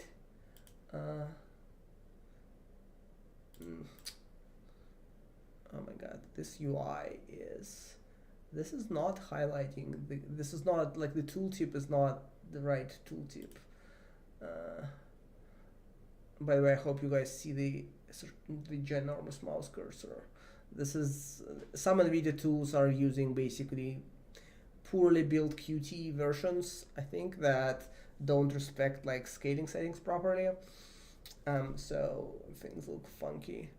Yeah, I'm not sure how I look at the number that is here because the tooltip does not work. But what you should see, I think, is that while the copy engine is working, the clock frequency of the actual processing cores is low, because you don't need it to be high because it's not doing anything. And this is a good way to confirm, because the actual timings that you see are so dependent on the frequency that the units are running at, it's good to confirm, oh, for example, I don't have some weird overheating problem where my frequencies are just half of the maximum for the entirety of the frame. All right, so I think this is it for this tool. Now you'll notice this gives us some information about the GPU execution costs, but it's not a whole lot. It's going to be really hard to optimize the GPU workloads just based on, you know, like a few graphs here. It's possible, but not the ideal situation. So for that, we need to go to the tool that NVIDIA purpose built for profiling the graphics workloads, which is Nsight Graphics. All right. Brief pause. Streaming multiprocessors, yes, not shader multiprocessors. If you were referring to this font, too late, but oh, this is. I'm not sure which font you were referring to. If you're referring to this font, then unfortunately that's, I don't know that I can like make it larger, especially in this tool. Maybe I can. Yeah, I can. Okay. I'll fix the font for this a little later. All right, so let's look at the graphics workload. So this is a different tool. It works differently. So the way this tool works is you just start the capture and it captures the stream. During this, it can only capture a very limited amount of information about any given command. So, here it knows that whatever, like qsubmit ran, took this much time, but it doesn't really know anything else. It doesn't know the commands. It doesn't know, like, for any of the actual command recording that happens inside the frame. It doesn't record the arguments in a deep enough fashion to like be able to do much with it. So it's a very shallow representation, but it's a representation of the entire timeline of however long you can profile, like minutes of runtime with that tool. With this tool, you can profile a single frame, but because of this, you get much more sort of information about that single frame. So, and I want, oh right, yes. So if you just run this as is, which we will do, let's hope it works. Okay, so it runs the app. You see it has this overlay that says, oh, hey, press F11 button. I'm sure it's impossible to read, but it says press F11 to collect the data. Unfortunately, pressing F11 does nothing. I think this is a Wayland integration problem, which, of course, but I can just go back here and press the collect GPU trace button, which will do the same thing. So it collects, once I press this button, ideally you do this with the hotkey, but it collects one frame, and then you can open the resulting trace. So this is a single frame. If you've used RenderDoc, you've seen, things like this. There is a list of commands on the left. And then what RenderDoc doesn't really show you, right? But what this tool does show you is a more comprehensive view of the profiling picture of the frame. Curiously, it is a frame, but so like, I was talking about this monitor thing. You can actually see this here as well, which we'll go into, but you can also see much more information. So there is similar graphs with activity and stuff, but then the tool will give you more metrics if you ask for it. So the first issue that you generally run into when profiling an application with a graphics profiler, if you haven't done this before, is everything is unannotated, as in, there is a command buffer with a bunch of pipelines and stuff, but similarly to the picture before, so here you can see the individual commands, which is nice, but you still don't fully know kind of what they do. And then if you look at an individual command, so for example, there's this whole panel which says, oh, I can show you the shader performance, but this thing is not useful because it doesn't show you the actual shader code. It only shows you, like, there's no debug information for the shaders to be able to say this shader is running here and it takes this much time, or this function inside the shader is running, or whatever. Now, helpfully, and I know this because I've already read this before, if you see in UI, oh, I don't have shader debug info, you can go to their documentation. Their documentation basically says that you can add -G flag to the compilation of the shaders to fix that. And, or rather,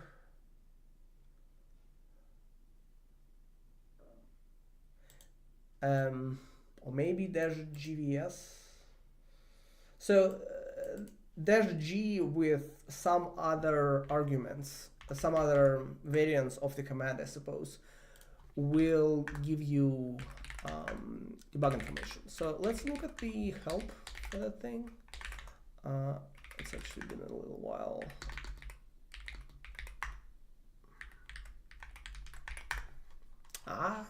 Okay.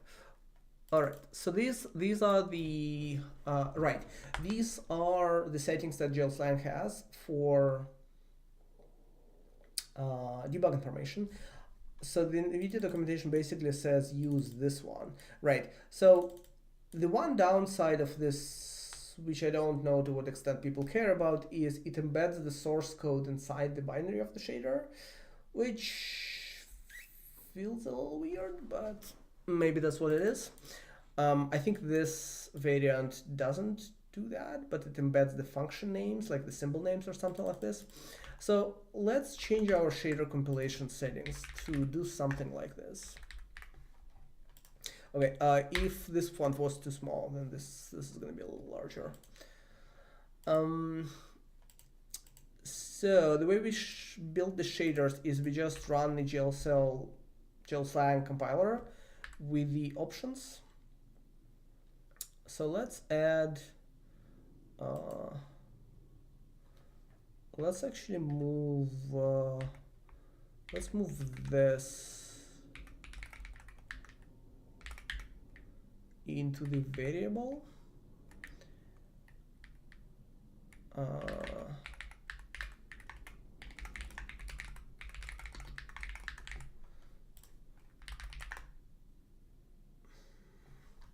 not sure if that actually rebuilds them or not. It does. Cool. Okay.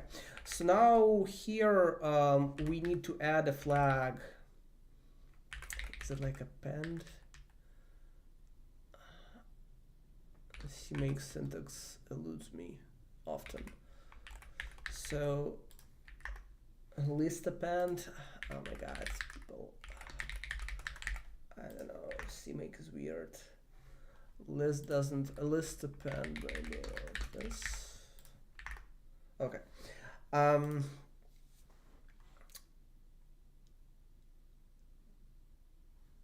So in theory, this rebuilt all the shaders with this flag. I'm not sure if it's gonna be easy. Oh, let's run. Yeah. Let me disassemble one of the shaders.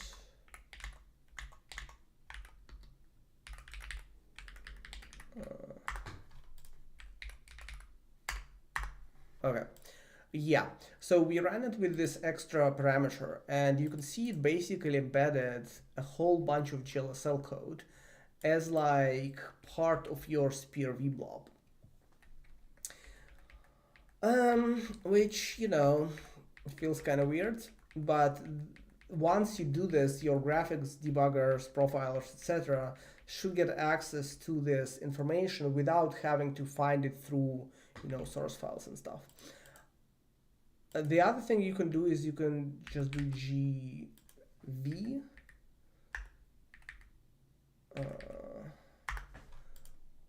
which if I rerun this, so you see it still has debug information, for example, paths to files, to shader source files. But it doesn't have the actual source code. So I don't know, I forgot which one is like more useful in this specific setting. I will double check. And I also want this to be behind like a setting, because it feels like a debug, you know, debug thing.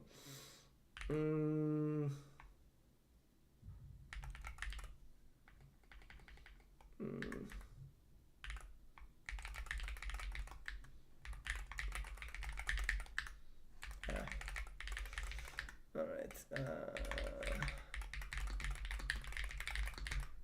Disappear these shaders. And then here we will only do this if shader debug, gp. Okay, so let's do this again. Now I need to actually run CMake with this setting, rebuild the shader. So let's see what happens. So I've updated the shader configuration, I've rebuilt the binary, now I need to capture another frame. press the collect button, press open. Okay. Okay, so with this, there is some more information here. So for example, in this window, which I don't know how well you can see because the font is probably small and it's partially hidden by the camera view, but it will show you at least some names from the functions, from the shaders that take time. Now the problem is like a bunch of the functions are called main. So I don't know how useful that is.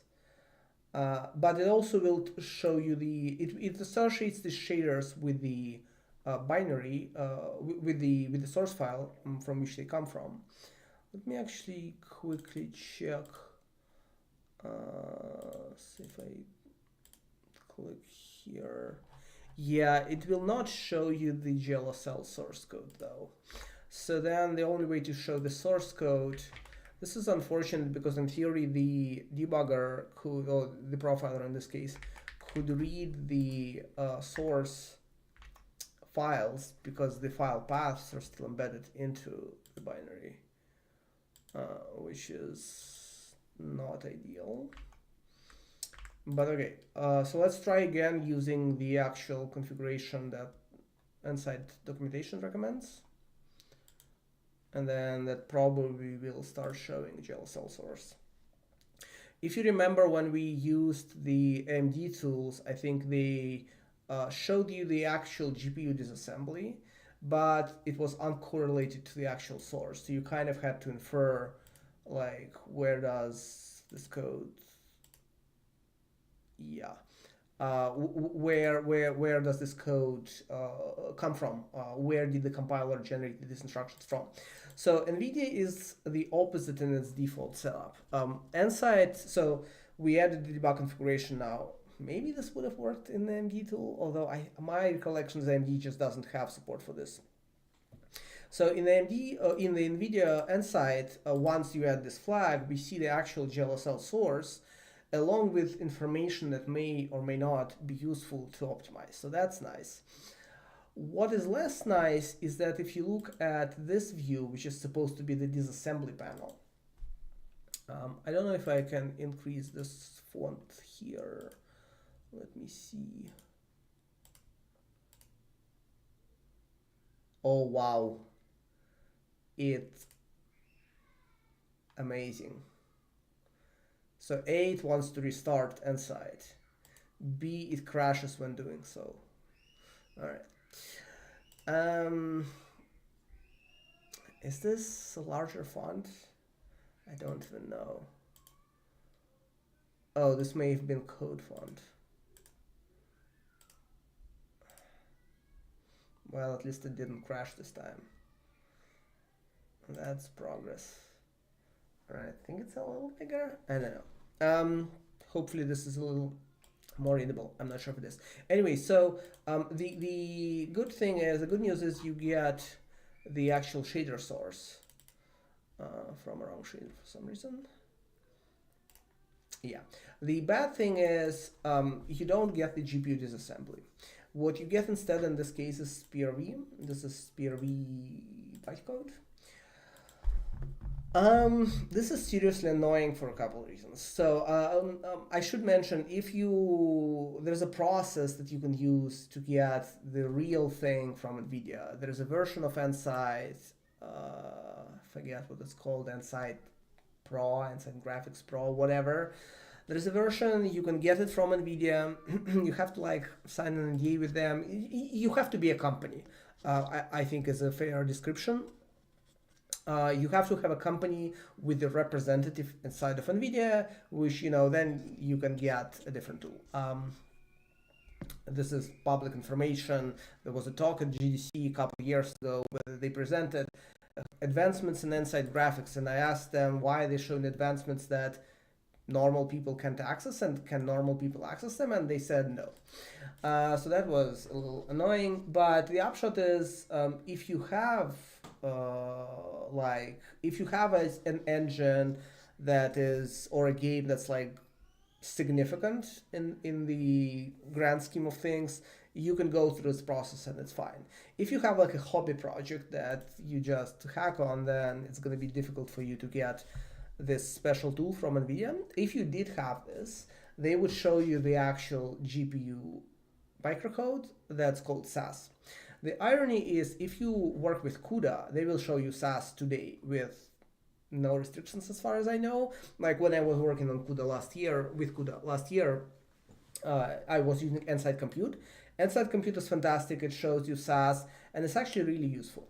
We will cover an example, I think, a little later as to how this is a real problem. This is not just, oh, I'd like to see an assembly. It's like, no, not seeing the real assembly makes your job actively harder. And so that's annoying. So this is the difference with AMD, right? In the AMD, you have tools that are perhaps less mature, but they're very open about actually telling you what's happening inside the GPU. So anyway, so now that we have the shader code, there is more information that we can see in the tool. There's still these names that are not great. Let me see if I can fix them quickly. So I was just talking about this earlier where I said, oh, there's a special way for you to insert these markers that mark the beginning and the ending of your frame or of individual passes. Similarly, there is, and this requires a Vulkan extension. Similarly, there is a Vulkan extension that allows you to attach names to objects. In general, that's a useful thing to do if you work a lot with debugging and profiling tools. So for example, here, we have this compute thing, and it shows this pointer address, and it says it's a VK pipeline. So this is a compute pipeline that we have created. Now, I mean, I'm pretty sure this is ray tracing. You can see that this is ray tracing function that executes here. What I would like to see maybe is the actual shader name here. So maybe I haven't validated this, but it's possible that just using that API to assign a name to the pipeline object will actually make that so. Let me see how hard it would be to plug that through. So I don't have, I have a name inside the shader. So I can create a name from I don't know, the list of all shaders or something when I create a program. And then I can attach that name to the resulting pipeline object. So let's quickly do this. I haven't done this before, but it should be fairly straightforward. So there is the extension called VKEXT debug utils. And there was an extension before this, but I think this should supersede it. And this has a bunch of functions. So for example, this begin end label is what you would use to do this annotation where you see, you sort of tell your tools about how your frame is broken down into sections, which is convenient. But the other thing you can do is you can use this thing, which gives an application defined name to an object. So let's look at how it works. It's object type, object handle, and then the name.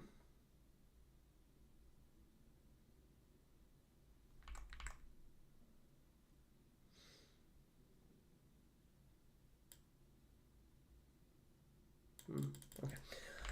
So let's try to use this.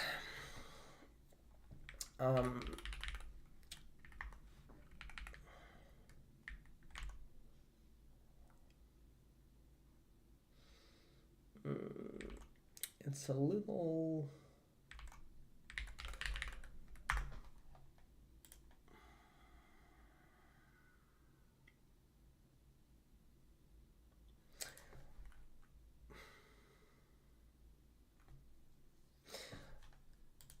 It's a little painful too. Let me... Oh, this is the instance. Wait, is this an instance extension or a debug extension? Oh, it's an instance extension. Oh boy. I don't have the plumbing to select. Okay, let's switch to debug. Now it may feel, well, let's check that the code works, or that the captures will still work in debug. When you're, so in the previous profiling that we've done, yeah, okay, I remember this, never mind. There were some conflicts between debug layers and Nsight. It looks like this conflict still persists. That's unfortunate. All right. Let me briefly add this. I will not commit this code. I'm just curious about whether this will work. Like, so the issue is just you can't enable this extension unconditionally because it's like an extension. Who knows if it's enabled? Who knows if it's supported? I mean, I'm reasonably sure it's going to be supported on our setup, right? But I can't commit this code. And it's an instance extension. I just didn't have the code that dynamically varied the extensions based on whether they're supported or not. But I just wanna like, I just wanna name an object. How hard can this be? Let's,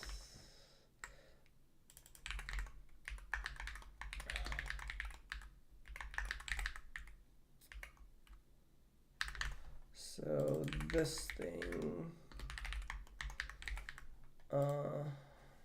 that thing, yeah. Now, yeah, that's actually correct. Let's just see if that works. And then if it works, then maybe I'll think about how I can commit this in a more reasonable way. This was just for compute pipelines. Okay, yeah. Not sure what the heck this thing is. Oh, this is actually interesting. This looks like we have captured the same issue that, the same big gap where nothing happens and we don't know why inside this tool, which would make sense. But okay, yeah, so now the compute pipelines show the name of the shader here, which is actually fine. You can add more markers at a higher level, but this is actually quite sufficient. Okay, so then I kind of like this, so I should probably do that then for graphics and then figure out how to commit that. I can just enable the extension if it's like this part is a little unsafe, but maybe that's fine. I like this enough that I think I'm gonna commit this and then if it breaks somewhere else, then I'll deal with the consequences. So what we have to do for graphics pipelines basically is we just need to do this for, we just need to build a name for the entire pipeline, but the only thing we have is the shader names. So we're just gonna like concatenate them. Does it have a GL? Oh no, oh, this is perfect. Okay, so then name plus equals shader name, and then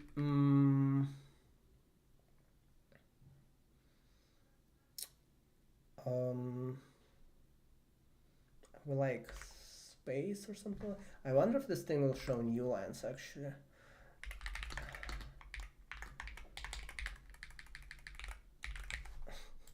Let's see what happens.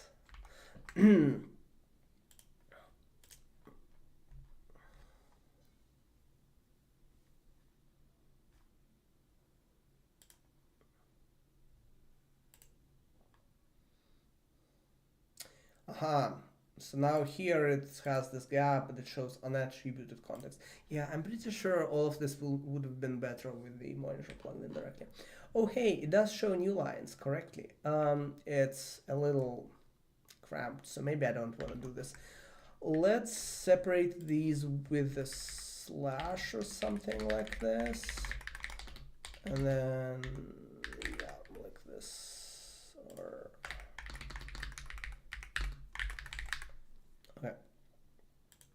Okay, so, and then I like this enough that I want to keep this.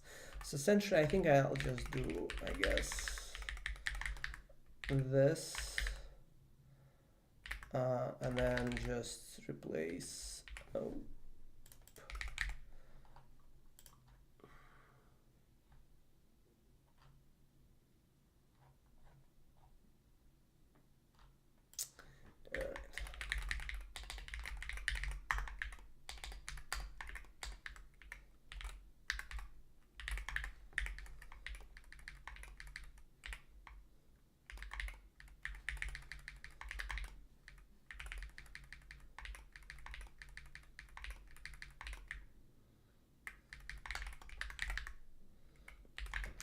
formatting doesn't work.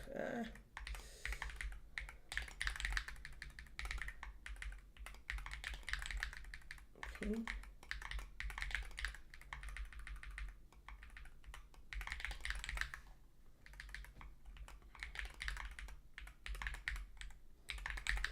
Okay, so the reason why I did this is that I need to make this one conditional on whether the extension is supported. So this is an instance extension, just like a function. Yeah, this guy. There's a function that, I think this is the function that allows you to check if the instance extension is supported. Yeah, so if you pass a null name, you can get all of the extensions that are supported in this. Okay, so we already have this is layer supported. Let's add is extension supported. Now it's the instance extension specifically that you can check like this.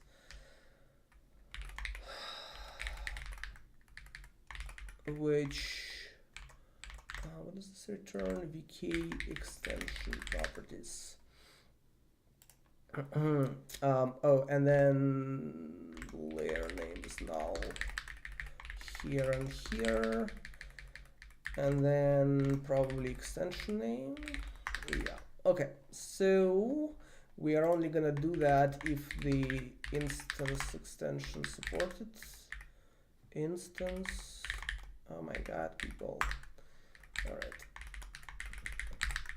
All of this AI stuff should work better than it does right now.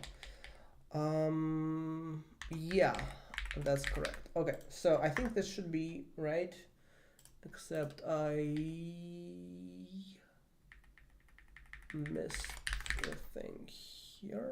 All of the other stuff looks correct. Okay. So now this should still run the same way as it used to, but now if the extension is not supported, we don't enable it. And then we have this weird business with checking if the pointer is null when using it, which is not ideal, but I'll leave it as is until somebody tells me that that's an actual problem.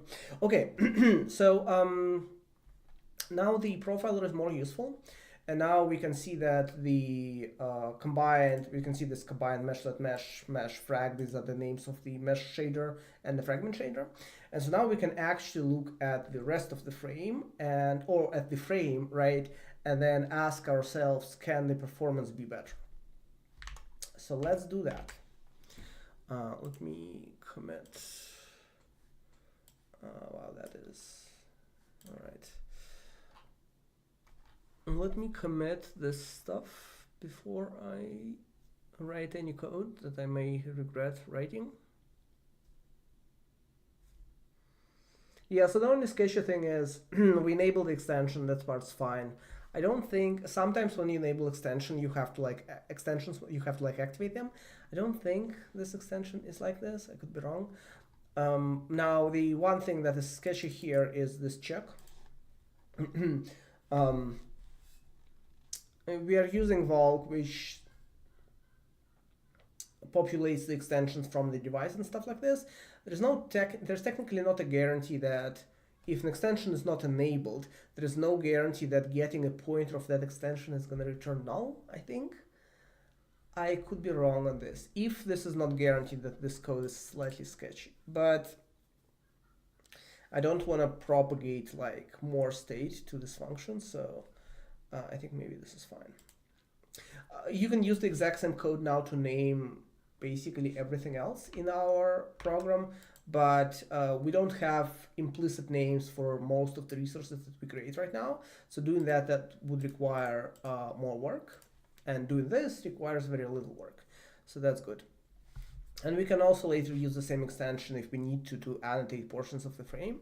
But I think with just the pipeline names, this is descriptive enough given our frame structure that we don't really need much else. Like, this is fine. We have a minor issue where here we render a portion of the scene like multiple times, and so it's going to be hard to As long as you only have like a few invocations of each shader pipeline, it should be easy enough to contextualize what happens. In complicated renderers, you would want to set up begin and end sort of sections of your frame to make it more debuggable or more profilable. All right, 8.9, add shader debug info and pipeline names. Together, this simplifies profiling frames in Nsight Graphics, giving frame sections names based on pipelines and shader source based profiling results. Okay, so with that, we can actually look at this. Let me look at chat. Wow, this is okay, cool. That's a good comment. Let's see if that's a thing.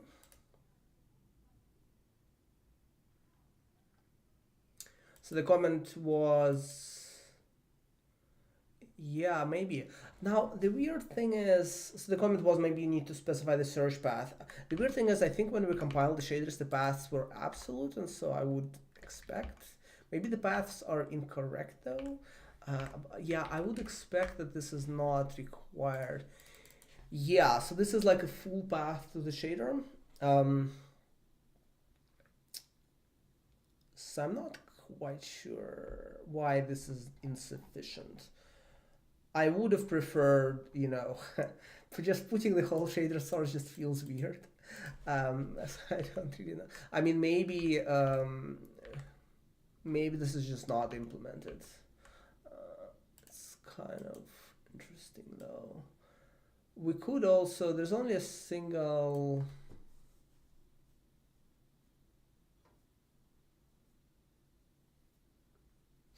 Let's check.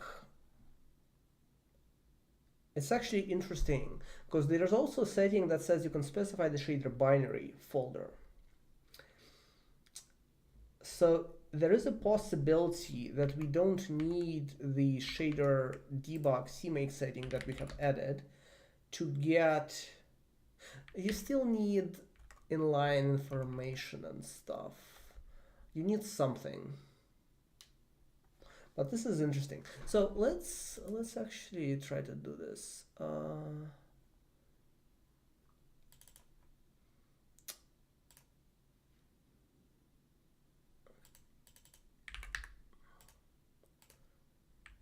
So let's just say to search subdirectories for both, and then I guess let's remove the source first. There's like, you can have no debug information, you can have the basic one, you can have this non-semantic one, and you can have non-semantic with source. There's like 4 options. So I'm not sure which option would be more compatible with the folder setup.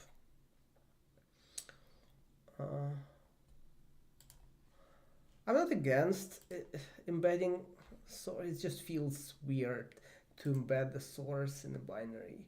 So this is the one that does not embed the source.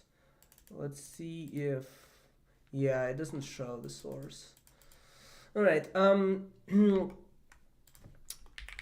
not quite sure what these do, but they don't seem to work for our use case at least. Whatever. I think embedding is okay. The only downside, honestly, is we've added a CMake option that you have to remember to enable when profiling graphics code, which is a little weird. I would have loved if I could just unconditionally enable this, and I don't want to unconditionally enable this when the when the source is embedded. All right, so anyway, let's go back and let's look at the action frame, because I do want to talk a little bit about occupancy and unit utilization and some stuff like this. Maybe I should have done this thing. Let me actually do this again, and I will do this at 4K, so like maximized window.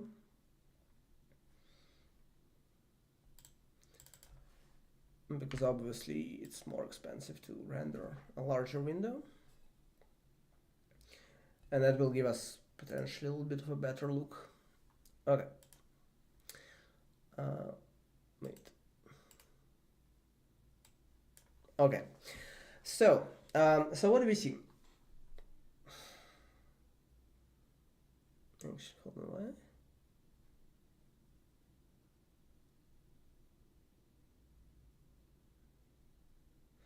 There's some weird preemption stuff going on with this setup. I'm gonna recapture this again because this. So people don't often realize this, but GPUs these days support preemption.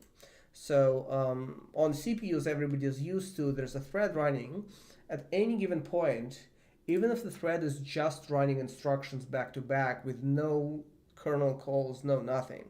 At any point, you could have the operating system interject, pause the thread. It's like through an interrupt, but and then the thread just doesn't run. Some other thread will run on that core. On the GPUs, it used to not be a thing, but now it's a thing because it's required for being able to preempt workloads is generally speaking useful. So this can happen. What looks like happened here in this case is a preemption happened in the middle of our actually in the middle of our ray tracing dispatch. So it's kind of funny. There's like a single dispatch that a GPU can preempt now, run some other code which did a lot of PCIe accesses again. So I'm assuming it's like copying some stuff from wherever to wherever, and then continue running our code again, which, I mean, A, it's just rude, B, it interferes with the profiling because it displays the wrong picture. Like it displays something that's not very, you can't control this in this case. It's not our code that's preempted, it's somebody else's code preempted our code. We can't like make that never happen. The one unfortunate problem is I have to switch to the window. So our window becomes backgrounded, and that may change some of the heuristics. I don't know. Okay.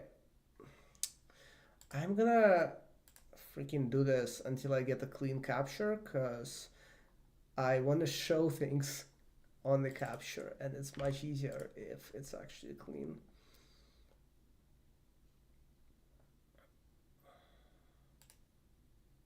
Okay, perfect. It's kind of ridiculous that you have to do this, but okay. All right, so,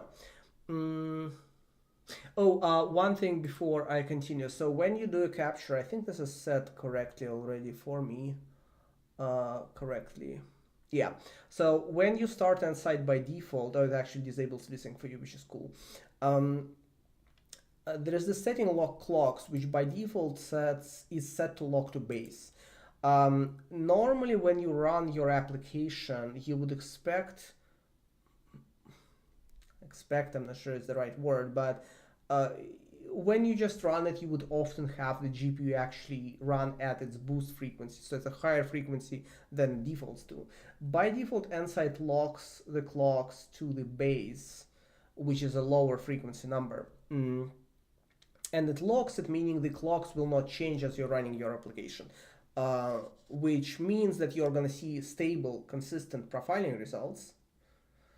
More so, the interrupts clearly can still happen. But what this also means that you'll see numbers that are lower than what you see in normal execution often. It's also called sustained performance mode in Directory 12 if you've seen that before. So I changed it to lock to boost because I want to see the numbers that are consistent with the numbers that I see when I just run my code outside of Nsight. But you know, your mileage may vary, so yeah, I just wanted to point that out. Okay, so let's go back to this. So this is how our actual honest frame, now this is at 4K, so I maximize the window. This is how our actual entire frame looks like under normal conditions where nothing weird randomly happens. So we see the same, some of the same metrics that we've already seen in other tool. So for example, we see the We don't see a same activity actually, but we have these same occupancy charts. And we also can look at, okay, this is running pixel shader warps and mesh shader warps. And this is running compute shader warps, and this is running compute shader warps. We also see here under top level throughput, we see PCIe bandwidth and VRAM bandwidth, which is again the same thing that we've seen there. So here again, we see this copy thing, which at 4K resolution takes around 1 millisecond.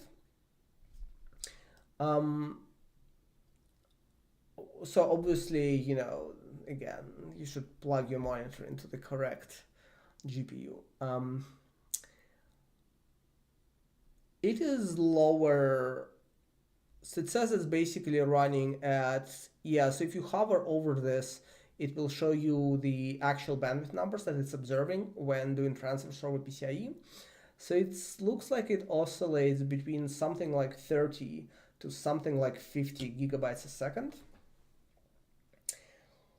I think PCIe 4 is 32 gigabytes per second, if I remember correctly. And 5 is like up to 64. But the issue is 50 is actually a great number because my system can do something like 48 or whatever. I measured this a while back. I think it's like something like 48, 50 gigabytes a second in terms of actual speed of memory access. So you're writing from the GPU memory through the PCIe bus to the system memory, which means you have three components that could rate limit you. You could have GPU memory rate limit you, but that's not happening, it's too fast. You can have the system memory limit you, which I think is what's happening here probably. And then you can have the bus limit you. For example, if I had this GPU, actually this might not even be PCIe, I'm not sure which PCIe version this is, but you could have a system where maybe you plug the GPU into the wrong slot, so you're not using the correct PCIe version, so you're limited. Or maybe there's some reasons for why your PCIe bandwidth may be capped. On my system, if you plug an SSD in the wrong slot, you're gonna get half the bandwidth of PCIe on your main GPU slot, which is very fun. Which I have fixed at some point last year. So yeah, there's limits that could impact this specific situation.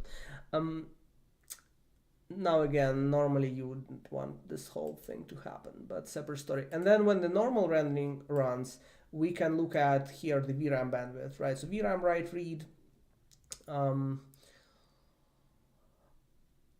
So also caches are important, so we'll talk about this in a little bit. So this we will skip because system memory, I mean, this shouldn't really matter much. So these are L2 cache stats. A lot of these stats would show up, I think, when you hover over a thing. Yeah. So let me talk first maybe about throughput numbers. So unfortunately, so like this will show you a lot of numbers. It can sometimes be difficult to interpret some of these numbers because ideally what you want is you want to look at the number, you can be like, oh, this highlights a possible problem in my code. Let me try to go fix the problem in my code. And ideally, you know, it often would be the case that fixing the problem in your code actually makes things faster. But this may be difficult to actually, like, it doesn't always work like this, unfortunately. But the throughput numbers essentially work like this. So this is the rasterization path. So you can see here we have throughput numbers of L1 texture cache, the streaming multiprocessor, the bandwidth, screen pipe, whatever the heck that is.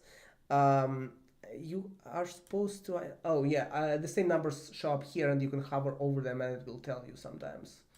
Or maybe not. I thought there were highlights on, tooltips on this, no? I guess not. Oh, I see. So here it will show you and here it won't. Okay, whatever. So some of these numbers are very low. For example, in our rasterization path, our PCIe throughput is 6%. This is a good number. It would be even better to have like 0%. Let's look here. Here is 3%. What this is saying essentially is this. So your GPU operates with a lot of different independent units, somewhat independent units. So in this case, right, there's the L1 texture cache. L1 texture cache can hypothetically sustain some amount of bandwidth per second. If your workload isn't hitting the cache too much, as in if it's being like efficient about how it accesses it and whatever, then or if it's just not reading that much data, let's put it like this. If you're not reading that much data through the cache, then you're not utilizing the cache that much, which means that it's unlikely that the access patterns to the cache are the problem. Like if you are doing a lot of computations and not reading the memory all that much, it's unlikely that the memory access patterns are the thing that limits you. You can flip it the other way around and you can say, well, okay, but like if the throughput is very, very high, this means that reducing the amount of work that I have to do in that stage could benefit me in terms of reducing my overall execution time. So like, reducing the L1 texture cache accesses could improve the performance with a higher probability than like reducing the PCIe access. This is why the PCIe throughput is so low. We just aren't doing any accesses. I don't know why. There's always accesses that happen. For example, it could be that the CPU is writing data through the PCIe bus for command buffers or whatever. And that consumes bandwidth technically, but it wouldn't limit your workload much. So that's all of these numbers are for, right? And the idea is, okay, if the number is like high enough, I think NVIDIA has something like some guidance that's like, if the unit is like under 60%, then it's unlikely to be the bottleneck. If it's over 80%, that it's almost definitely the bottleneck. And if it's between these two numbers, we don't know. But really you can't, it's never binary like this. Because so this is an interesting case where we have we have a single draw command, but it's rendering our entire scene. And so there's never like a single throughput number in reality because, well, during rasterization of these 5 triangles, we have done more texture accesses or whatever than those other 5 triangles. And so all of these numbers kind of blend together in this weird average aggregate that is not necessarily instructive, right? But it does tell you, okay, PCIe, not something we should be worried about. VRAM total bandwidth is 43%. So probably it's the case that reducing the amount of bytes that we are reading, writing, etc. isn't gonna significantly improve our performance here because it's just, there's so much more bandwidth available. Once you see numbers that are like 80%, then it's like, okay, you might be actually close because it's also very hard to get 100% on any of these on like realistic workloads. So this is the intent behind these numbers, right? So that's the throughput numbers.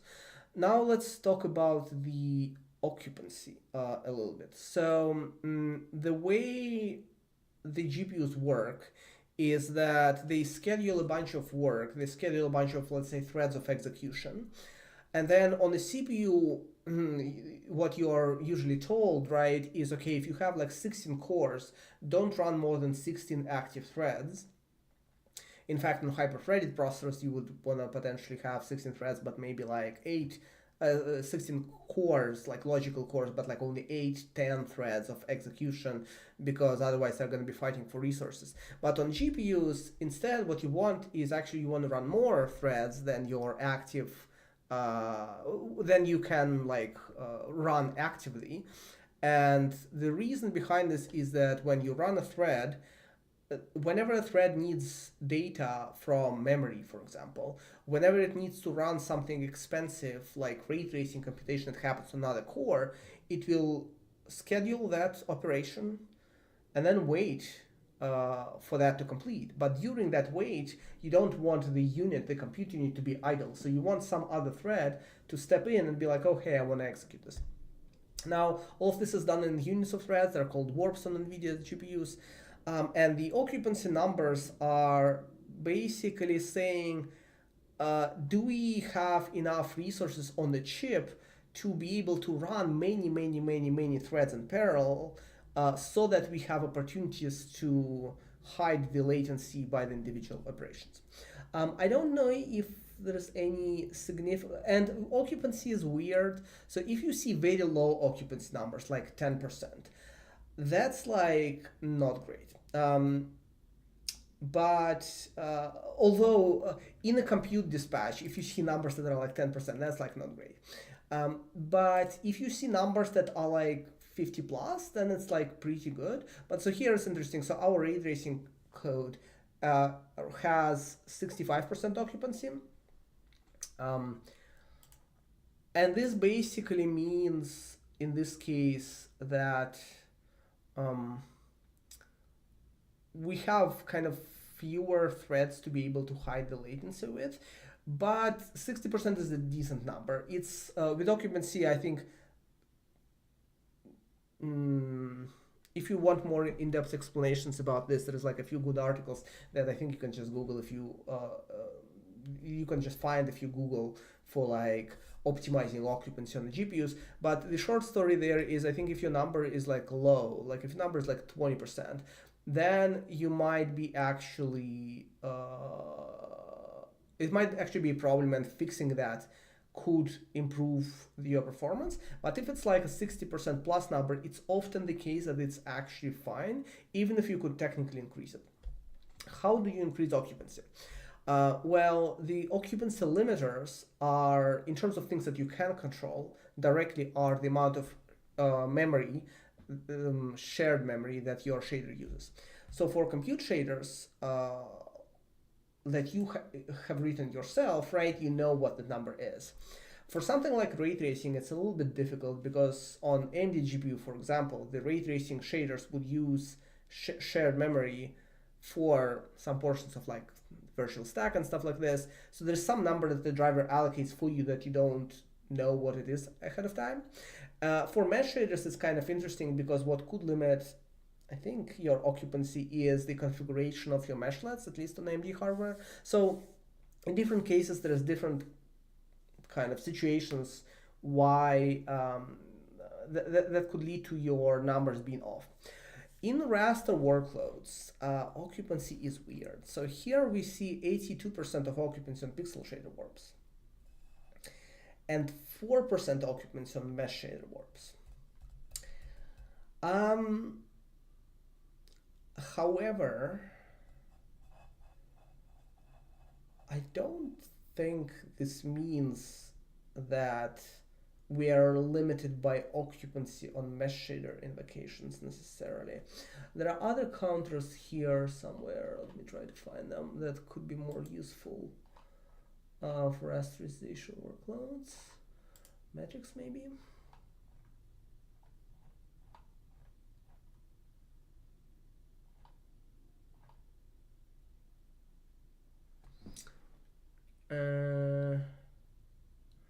It doesn't break out mesh shaders here.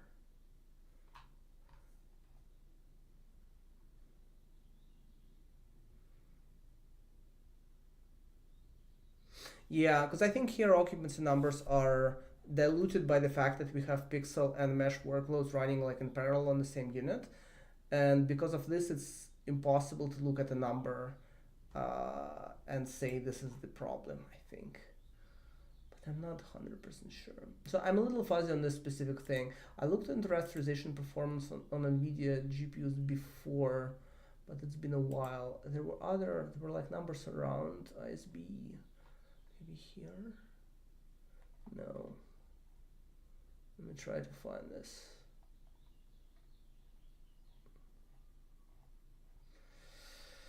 That is a lot of numbers. That's actually more metrics than I remember. So maybe they added some metrics that were previously only in the hidden version.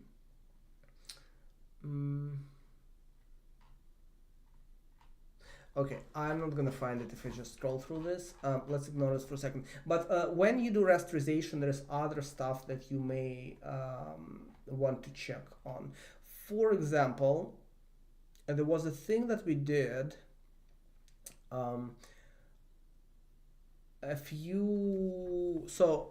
why do we have, let me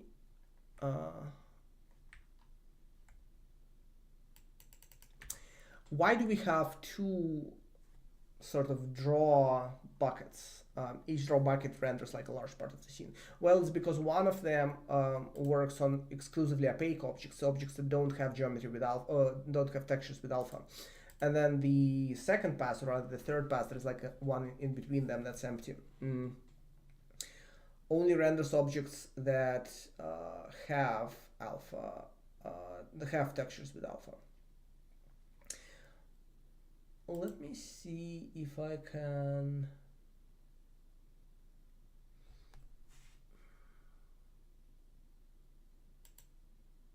Yeah, so there was a point where we split them, and at the point I think I explained it on stream, but basically the idea is if you render an object with discard in the shader, so if you render an object and your fragment shader can discard the invocation and not render, decide to not render the pixel, you run into a performance bottleneck because that often disables early depth culling, early like zcal, early depth tests. It's called different names in different cases. There's a recent article from MJP about this, which is good, that you should check out. I forget how it had like a funky name. I don't remember. Maybe I'll find it. But the if you don't do this, what happens is this capability of discarding fragment work early may be disabled on your GPU.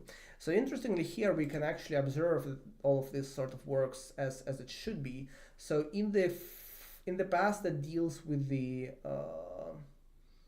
opaque geometry, we can see these two counters somewhere way down the order they're probably not very important, but you can see, okay, we have counters that are suggesting that we have a bunch of early Z pixels sent to the ROP engine, and then it outputs a bunch of pixels, presumably discarding some, with actually a pretty good rate of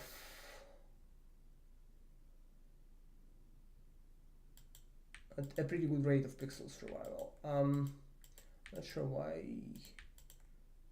these numbers are different, but anyway, in the second pass we have early Z numbers, but they're like at 0%. Essentially this means early Z is completely disabled in this pass, and instead what happens is late Z, which is more expensive. It may actually require running like the full shader, etc. So in that sense, we see that the performance optimization of splitting the two passes seems to be working correctly. Maybe. So this says also 4% of pixels shaded in lazy mode. And this says, no, this is throughput percent. What the heck is throughput percent? 200k pixels here shaded in early Z. Some of these numbers are just completely off, by the way. I'm not really sure what the units are on some of these, because our whole target is 4K. 4K is around it's like 7.5 million pixels, 8 million pixels. I don't remember. Like 3. Should show the resolution here. Oh no, we were no, this was without maximization. So this was a maximized capture. Some of these numbers are like way off. So this is, it's almost but yeah, okay, so this is like 7 million pixels, give or take. And yet it's telling us that we have shaded, there's some redundancy. So these numbers actually look reasonable. Oh no, this is 76 million pixels. So all of these numbers are off. There's not, I don't think there is a 10x overdraw in the scene. And these numbers just look completely off to me. So I don't really know what some of these numbers signify, unfortunately. It just says number of early Z pixels sent for prop to the sum. That makes no sense. Let me look at the fragment shader indications. Oh my god. Wow. This list is long. Oh, also, oh, pixel, right? Pixel warps launched thread. Yeah, so it's saying we launched 8 million pixel threads, which is about correct.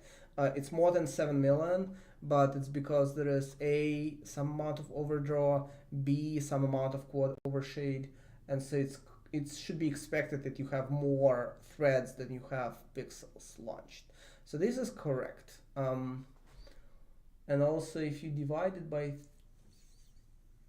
32, why is the so many numbers? I've never looked at in detail at these numbers. Some of them just look very off. There's way more warps. Oh, that's because they're underutilized warps? Yeah, okay, that actually is plausible. Okay, anyway, so I don't, I think this is like a good amount of detail on rasterization. Now, if we zoom in closer, we will also see some other work that happens before rasterization, which I actually wanted to fix.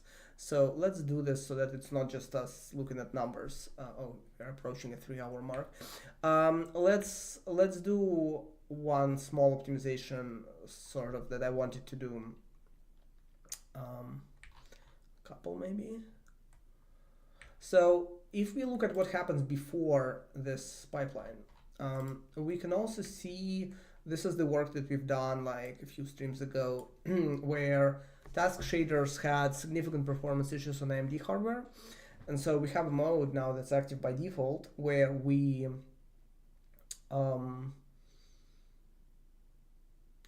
after we do the draw call calling, which is this, we do other work, other, oh my god, how do I select this? Okay, we do other work here, which is basically dealing with cluster calling. So it's taking the draw calls, it's decomposing them into clusters, it's checking if the clusters are visible, etc.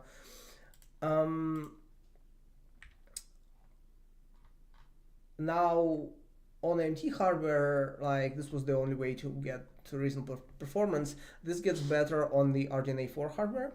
On NVIDIA hardware, I think this is just overhead because I think we could use the task shader instead. And then this cost would be like aggregated into this part of the pipeline, but the whole frame might be cheaper. So we can check this theory. I'm gonna do that in a moment. But let's look at what other things are there.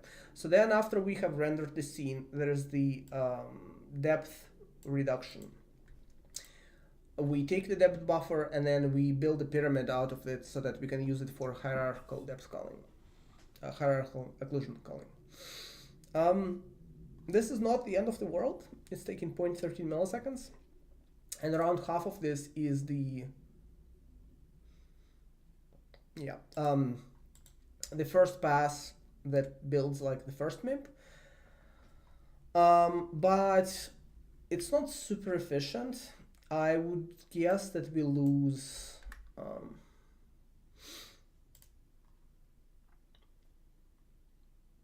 it's hard to tell exactly how much we'll lose here. But I mean, I'd guess that we lose like, I don't know, we lose at least 0.05 milliseconds on this, at least 50 microseconds. Maybe as much as half of this, maybe as much as 70 microseconds.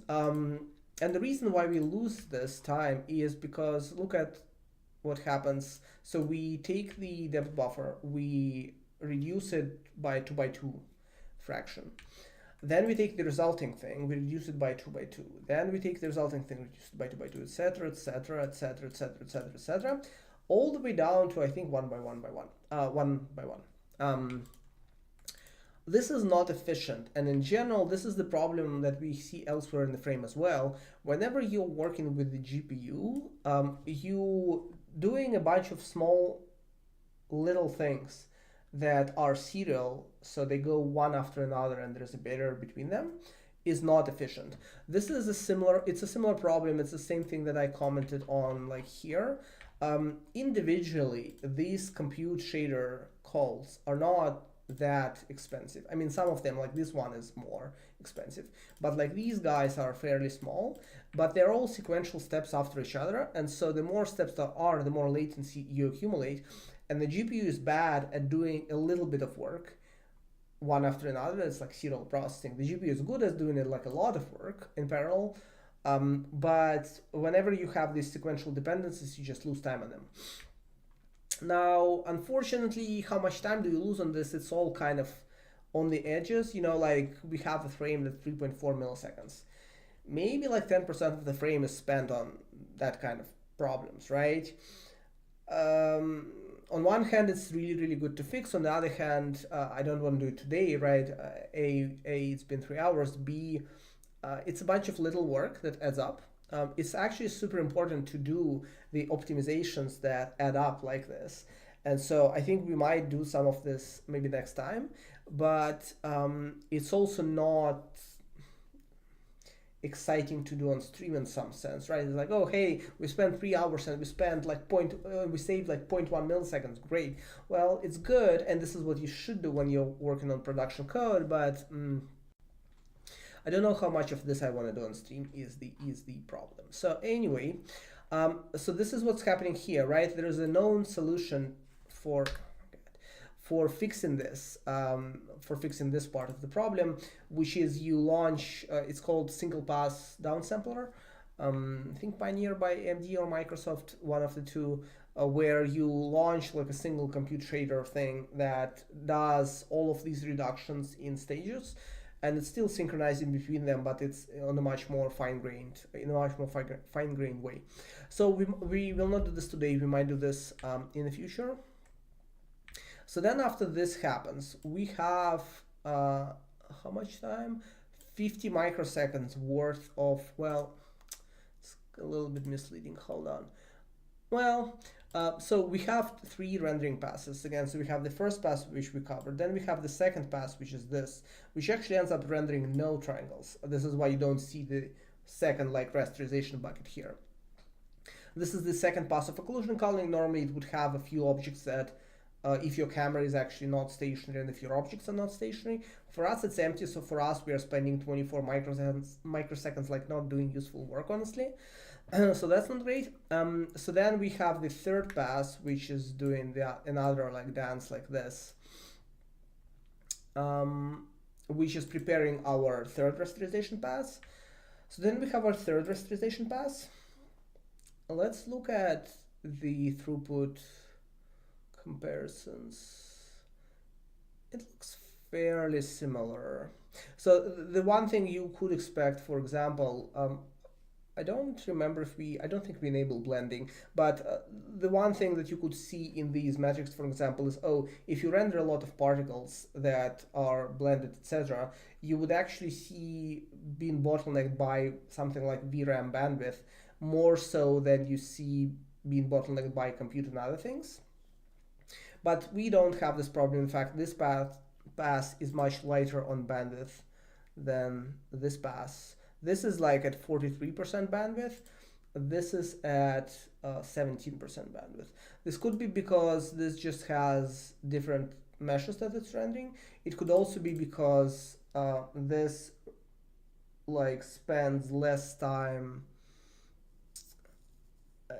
Maybe more objects are occluded / invisible.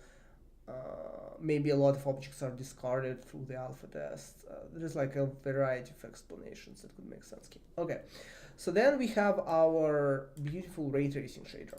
Now the problem with ray tracing workloads, as I was saying earlier, is they're very opaque, and so we don't really know. So like, let's look at this. We already saw the throughput number from Nsight Systems. Let's look at this, which will not tell us much more. We see that we have okay occupancy, like 66% is fine. We, in fact, 66% sometimes is a great number on NVIDIA GPU specifically because of how things are balanced. So then we have the SM throughput numbers, which, let's talk a little bit about what these are. Wait, hold on.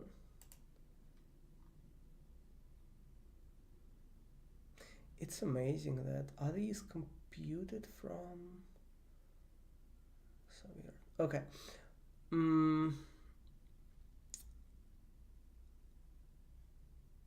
Not sure how to show this well because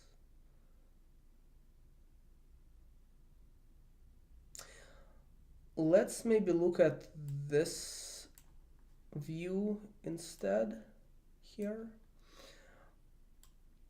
I hope this text is very readable. I don't want to restart the whole thing to change the font size again. So if we actually go back briefly here, then there's multiple different views that that help analyze what's going on in the shader. There's two of them that are important, I would say, I guess. Yeah.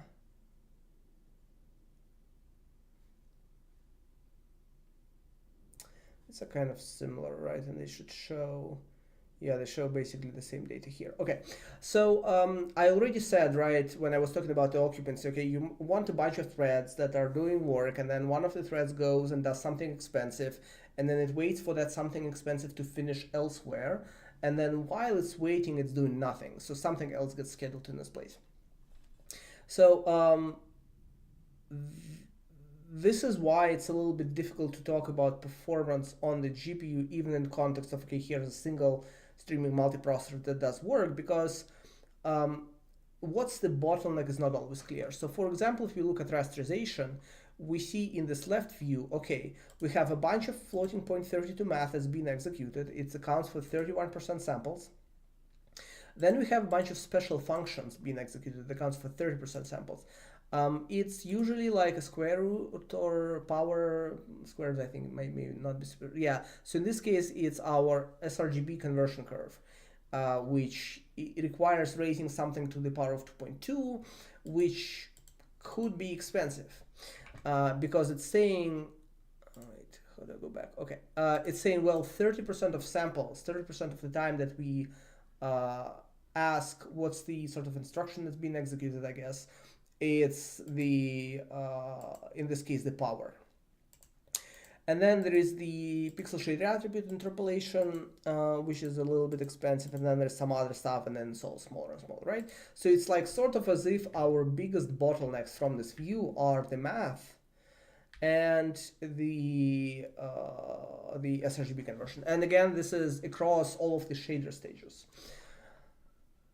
However, if we look at this view, then the picture is very different, because whenever you like execute a texture fetch, then you have to wait for the results of this texture fetch. And this is saying, okay, when the thread isn't actually doing work, what it's mostly doing is it's waiting on the results of the texture fetch in 70% of the time. It's waiting on the global memory load 20% of the time, and then there's attribute stuff, and then there's the special function. So if you look at the sorting order sort of on this side, you would be tempted to think, oh, my problem is in the amount of floating point 32 math that, you know, the shader is executing. I should reduce that somehow. But that's actually not true. And in fact, I think probably you can look at here the SM throughput. And if I had to guess, which I would guess, and say, well, the SM throughput here is actually reasonably low, it's probably not the bottleneck. And even the special function, it's tempting to think the power, raising to the power is very expensive. And seems to account for 30% of the time that the waves are spending doing something. But most of the time, the threads are probably spending doing nothing and waiting for the texture results. So NVIDIA has a few articles that go into how to interpret these numbers and how to make decisions about the optimizations, again, based on the throughputs and stuff. So I think what they would say probably in this case is, okay, your number one throughput bottleneck is L1 text, so texture cache. So it might be that reducing the amount of texture samples or access through the texture cache would help your performance, and then maybe reducing the amount of instructions executed on the streaming multiprocessors would also help, but with less confidence and stuff like this. So all of this is a little difficult to analyze in these really hybrid workloads where a lot of different types of things happen. In rasterization, we have geometry rendering, we have gbuffer writes, etc. All of this is simpler to understand in specific contained use cases like compute shaders. So for example, in our shadow compute shader, if you look at the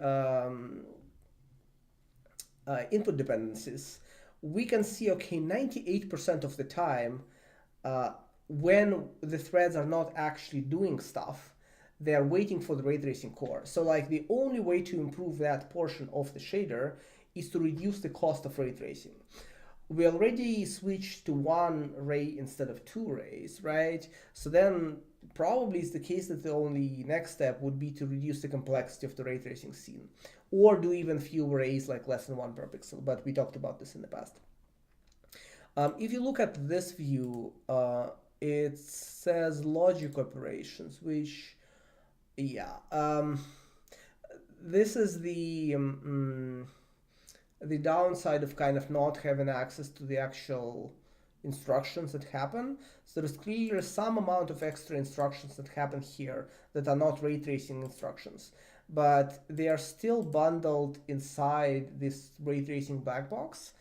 And it's 20% of the time that instructions execute. But where was that issue stat?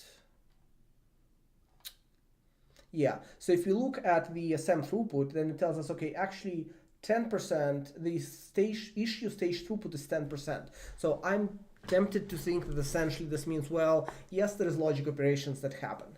And yes, maybe 20% of the actual instructions are executed are the logic operations, but actually it doesn't matter because it's 20% of the 10% or whatever, and like your bulk cost is still ray tracing. So this is that shader stage, right? We basically can't do much to improve this, other than, does NVIDIA have, I don't recall, NVIDIA has some tools to like understand ray tracing a little bit better. I don't remember, I don't recall if they have like a Radeon style like array tool or not. But anyway, so let's go next through our remaining of the shaders just to talk through that. So this is shadow blurring. Shadow blurring is a little bit interesting. So shadow blurring has two passes. One is horizontal and one is vertical.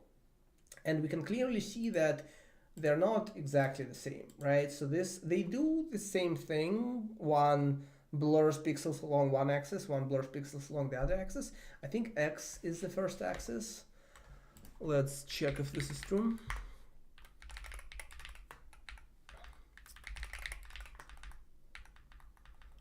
I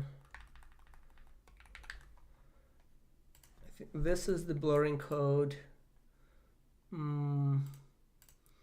So blur data has 1 and 0 on the, yeah, so the first,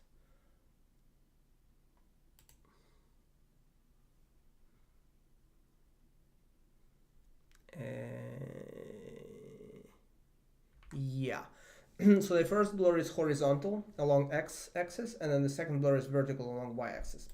So interestingly, the performance of these is not the same, right? It's like 0.21 versus 0.19.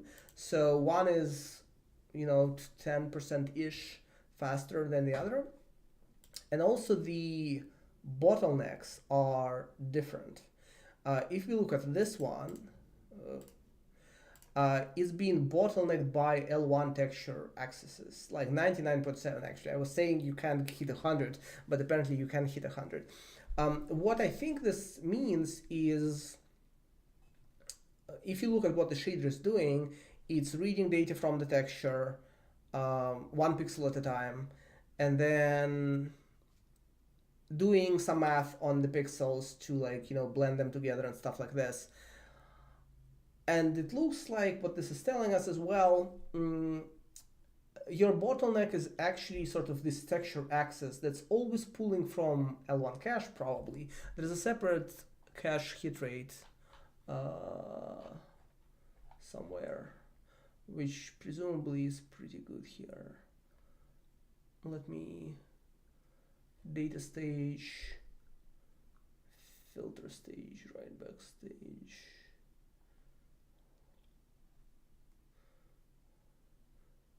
I'm sure there's like an L1 rate.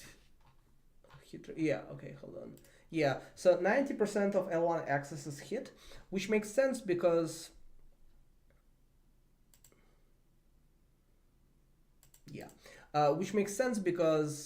if you imagine you're reading pixels like to the left and to the right of the current pixel, and so a lot of the pixels that are in the same warp even would look at almost the same row, like one reads a couple extra pixels. So it makes sense that the rate is very, very high. In fact, there's probably some dependence between, we have a 20 by 20 pixel like radius. So it's 10 pixels to the left, 10 to the right. There's probably like a direct dependency there. But anyway, so the hit rate is fine, but we are reading so many pixels that we are effectively being presumably bottlenecked by the rate that the L1 cache can return us these pixels. So that would be my interpretation. Then the only way for us to make that faster, this specific kernel, would be to do fewer texture samples, fewer texture reads. A lot of the work that we are doing here is redundant, because if you imagine blurring, if you imagine computing these, oh, and we also do like 2 textures per sample, because it's depth sample and color sample, not color, like shadow, data sample. The only way to make that faster would be to reduce the amount of reads that happen, and there are ways to do that. We discussed some of them. For example, one thing that we did discuss was, okay, what if we pack the data, the depth data, in some slightly simpler, more compact form with the shadow data? We could halve the amount of reads that we do. There's gatherers that have some complex issues because they're like weird shape that I talked about last time. We also could do the classical way as to how you do these compute blurs is, instead of just reading a bunch of pixels for every pixel that you're shading, you say, oh, a lot of the pixels that we're going to end up reading are going to be the same pixels. So we're going to read them once into shared memory, and then we are going to like blur the whole thing from shared memory without doing any texture reads and write out the results. So that's a possible option. So this is this blur kernel, right? The other blur kernel is a little different. Here we can see it's a little faster, which is weird. And also it's not being bottlenecked by L1 reads as much. And I'm not quite sure what to think about that part. So that one is a little confusing to me. Where's the... Oh, I guess this would have... Yeah, so it's basically not using the bandwidth, period, which makes sense. It would not be bandwidth bound. So here it's like 100% L1. So the hit rates would be lower, presumably. The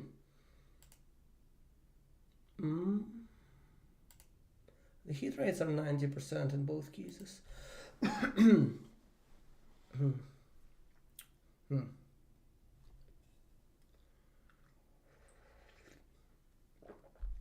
So I'm not quite sure. I can't easily explain the differences between this, but the one other thing to note is, so there's like a couple of ways to reduce the amount of texture accesses that happen in shaders. Clearly, like a problem. Oh, I wanted to talk about this. Okay. But the other thing to note is, so NVIDIA on different generations of GPUs has had slightly different recommendations, but I remember consistently hearing on various NVIDIA talks that using compute shaders for like texture processing has costs. One of these, for example, is the order of threads in the compute shader may not be optimal from the cache coherency and stuff like this perspective when you're processing 2D images. And so in this case, you could do a fragment shader instead, or you could reorder the threads manually to make it work better. I don't want to try either of these right now. I don't even know if any of this makes sense in this context, but one, like here, we are not hitting a super obvious bottleneck with sort of, how do I put this? Our initial computation is well structured. It's reading pixels in a very, very precise, in a very, very local, very, very structured like pattern. It's not weird by any stretch of the imagination. And so it's also possible that we are hitting some of these more hardware related limits. Right, so the one thing I wanted to talk about here is, again, with these, I need to spend more time thinking through. I haven't, NVIDIA doesn't publish a whole lot of good information about the graphics performance aspect of these GPUs, especially in the recent years. So some of these are a little bit hard to interpret, but I did want to note this thing, which was a little bit funny. So, whoa. So one other thing that's interesting about the shadow blur shader is it is using, it's doing this complicated math on weighting the texture samples. So it's doing Gaussian curves on the, it's doing a Gaussian on the like pixel coordinate, texture coordinate. And then it's doing, this is not a Gaussian, but it's like an exponential fall off for the depth differential between the two pixels, because it's doing this bilateral blur. We talked about this whenever we did bilateral blur. This is also using this more expensive to compute math. In general, in GPUs, there is like the cheap math, which can be expressed as multiplies and adds. And then there's expensive math, which is called sometimes transcendentals, which is the powers, the trigonometric functions, divisions sometimes, depends on the GPU.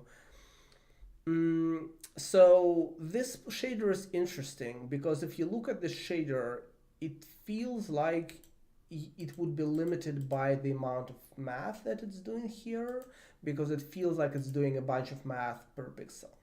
And if you look at the profiler, it will tell you, well, when your threads are not doing useful work, they're waiting for the results from this special function unit very often. Right, so this is like 70% of samples. So it would seem like, and in fact, it's much worse than the textures, right? So textures, like 12% of the time is spent waiting on texture loads, but like 70% is spent on special functions. So it feels like this is a significant problem. Now, I think I tried this before and it didn't help, but I tried it in Nsight. So let's just try this live and see what happens. So how do we validate any of these theories, right? So I was saying, okay, like sometimes texture cache may be an issue, sometimes there is occupancy problems, sometimes there is bandwidth problems, like, you know, how do you validate any of this? Well, unfortunately, the only real way to validate, because of the structural complexity of the GPUs, is to like, you come up with a theory, then you test the theory. So here the theory is, if we look at,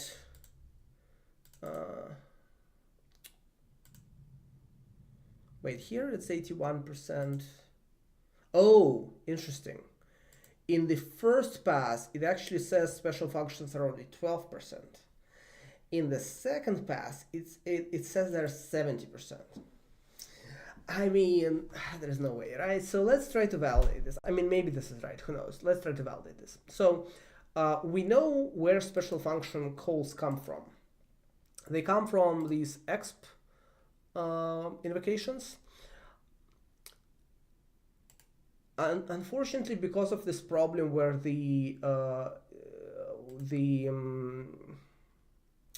the profiler doesn't show us the real assembly, it's a little difficult to know for sure because, so for example, there's this exponent. There's two exponents here. One is the Gaussian weight, but the input to this is a variable in the loop. And this loop is just 10 iterations of the loop. So if the driver unrolls this loop, which I would expect it does, then this one is completely free. Like this would constant fold inside the driver. This one can never be constant folded inside the driver because it's dependent on the results of the texture lookup and stuff like this, right? So if the driver does its job perfectly, then we are still paying a cost for this one, but not paying the cost for this one.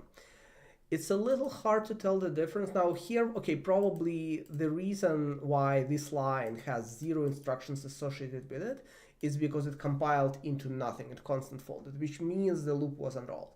But it would be easier to validate some of this if you actually saw an instruction stream here that was, because I think the, if I recall correctly, the exponent, let me try to go back and see. Like it sometimes shows SPIR-V instructions here that may not map to explicit instructions, maybe, I'm not sure. Maybe I'm wrong on this actually. Maybe this is the case of it's actually easy enough to tell that nothing bad is happening because you can see the SPIR-V instructions absent here. Okay, maybe this part of that. Anyway, so we clearly have a situation where this exponent will generate this special function call. And Nsight tells us that in the second pass, we are spending 70% of samples waiting on the XU stuff, and only 20% here, like executing these instructions, whatever that means. So let's try to validate this. Let's just remove the exponent and see what happens. Now, if you do this, the render results will not be good, obviously, right? I mean, yes, you can see this is not the right way to filter the textures. However, I would expect that the costs, because the resulting value is just a value that you just use to compute, the output, it should still be fair to compare like this. Essentially, what if we could have a different filtering function here, which produces similar results but just doesn't use the exponent? If we found a function like this, would it help us? There's things that you could do here that would be less fair. For example, if I just remove this, if I make this weight 1, then this would mean we don't even need to fetch the depth from the texture, and that significantly changes our balance in other units. But if I just remove the exponent call, then I still retain everything else about my computation the same way. So I would expect the results are, fair. It results in a fair comparison. Now, we can't ship the code like this, but let's see if this even matters. So we made a change. We did a thing. Let's hope we get a clean trace back. Okay, we did. All right, look at that. So we did technically gain performance back, but it was 0.01 milliseconds, right? So this is 0.21, this is 0.18, and here it was 0.21 and 0.19. So let's see what the unit thing is telling us. So interestingly, it thinks the special instructions are still here, just much less prevalent. I think this may be like division or something. Yeah, it's now saying, okay, division may be the problem.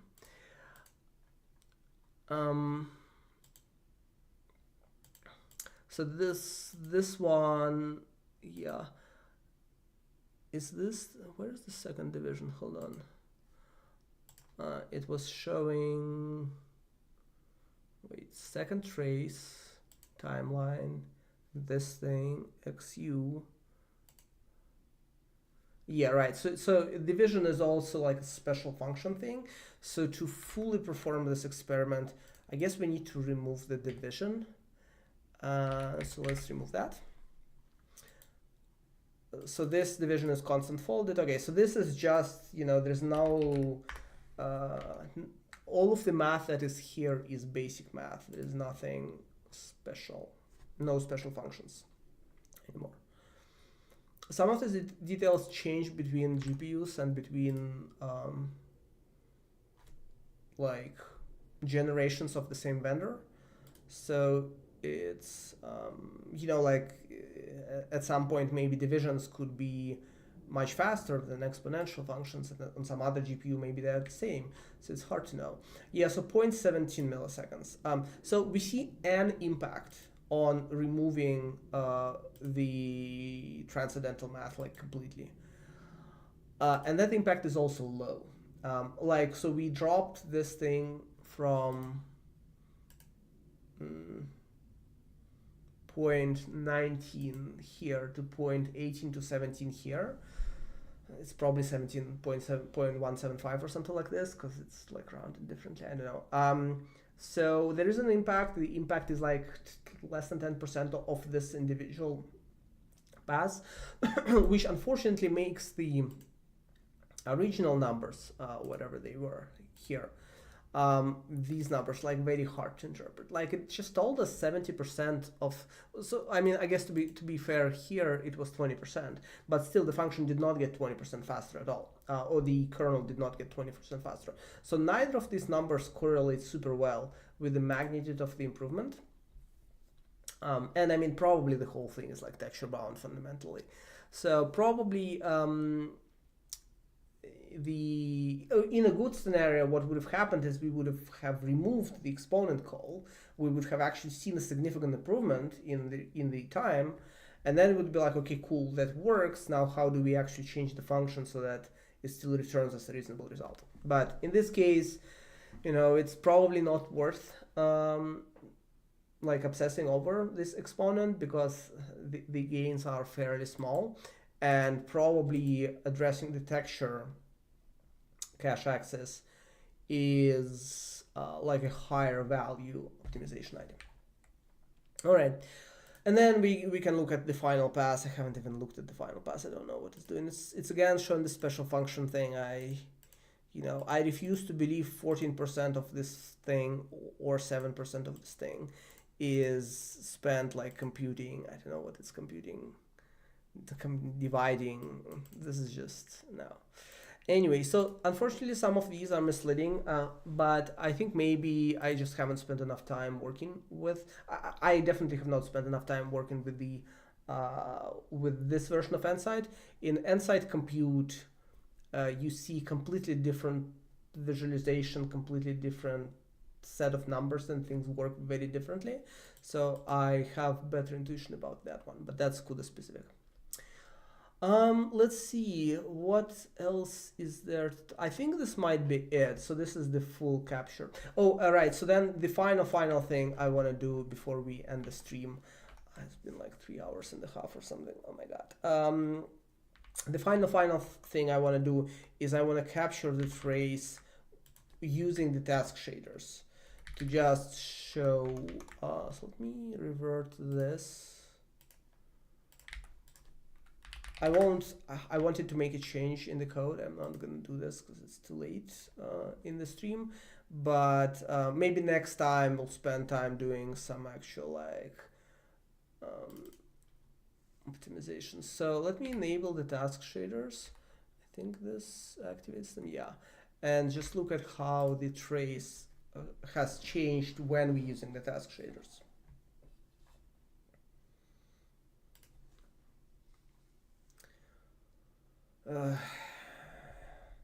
And next time we will plug the monitor in correctly.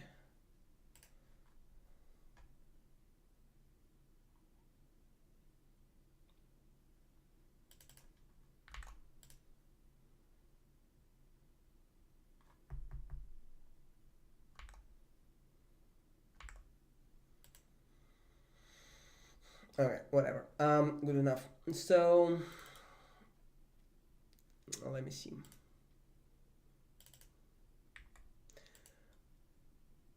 And then hide this. So this is the task shader. No.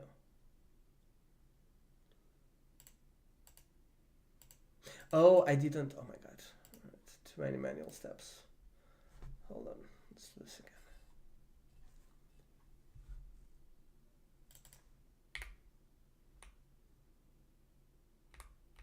Okay.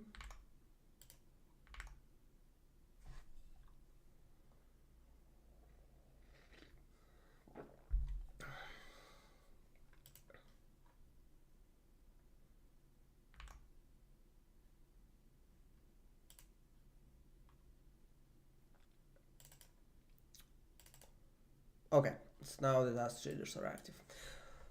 So let's look at whether this, yeah, okay, so this saves us a little bit of time. This saves us like 1% of the entire frame or something, 340 versus 344. But it would be a very, very simple change to do to actually enable task shaders because we already support it. Let's just see what happens, like what's the difference between enabling task shaders and not. So as I was saying, we now have a mode where when you disable task shaders, because of AMD it was the default mode, we run these 2 stages before the rasterization code. This is gone now, so we only see 2 compute calls here. And actually the second one is redundant as well. So I think maybe next time we can spend time cleaning this up and actually writing more code. So that's gone. And then also, if we look at the sort of the second empty render pass, similarly, there's just fewer compute invocations here, right? So the actual work is still there. The actual work for the task shader calling, etc., now happens inside the actual rasterization pass. I don't know off the top of my head how it's going to be classified. Compute? Yeah, maybe. So this says that we have 0.4% occupancy on compute shader warps. And this would say 0, I guess. And this also says 0.2. So maybe it's not compute. This says 5% mesh. And this says 4% mesh. Maybe task shaders are classified as mesh shaders in Nsight. I don't know. All of the other numbers are 0. So this might be where it goes. But yeah, so basically the idea is like, why are we saving time? There wasn't a whole lot of time spent on all of this to begin with. But there's not a lot of time that we are spending, but we are introducing extra sequential steps in the whole processing chain. And as I was saying earlier, this is just not a great way to drive the GPU. So by reducing these sequential steps, we make the whole frame a little bit shorter, and the extra work happens inside the task shader, which runs like in parallel with all of the other mesh and pixel warps like here. And that ends up being a little bit more efficient. So it's not, groundbreaking. I don't know if it's worth like we already have the code path, so for us it's like a single line to change. If we didn't already have the code path, then I would be like, well, is it like, is it worth adding it for a small gain like this? But yeah, so I think it might make sense. It seems like AMD hardware is the only hardware where task shaders don't work very well, and it's getting better on RDNA 4. So I think it may make sense to like default to task shaders unless you're on AMD GPU or something like this. But all of this is for next time. All right, let's see if to early Z or not to early Z. So it doesn't look like there's any comments in the chat, which is good, because it's been a few more hours. Okay. So I think this is it for the stream. So the good news is we added the optimization on the, around the parallelism of the CPU and GPU with a subtle race condition that we can't reproduce easily. So we'll fix it some other time.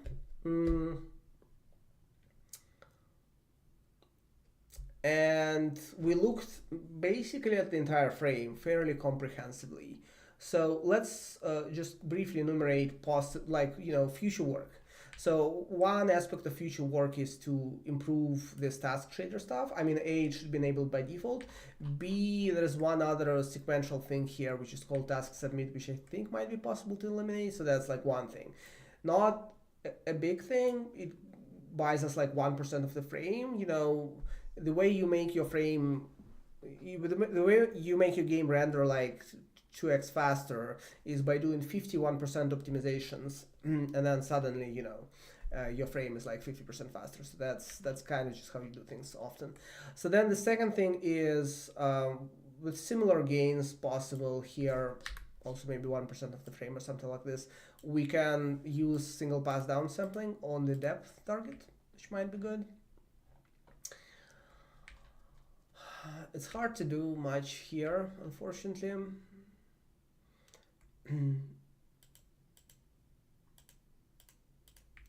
Yeah, there's some inefficiencies here which are not perfect.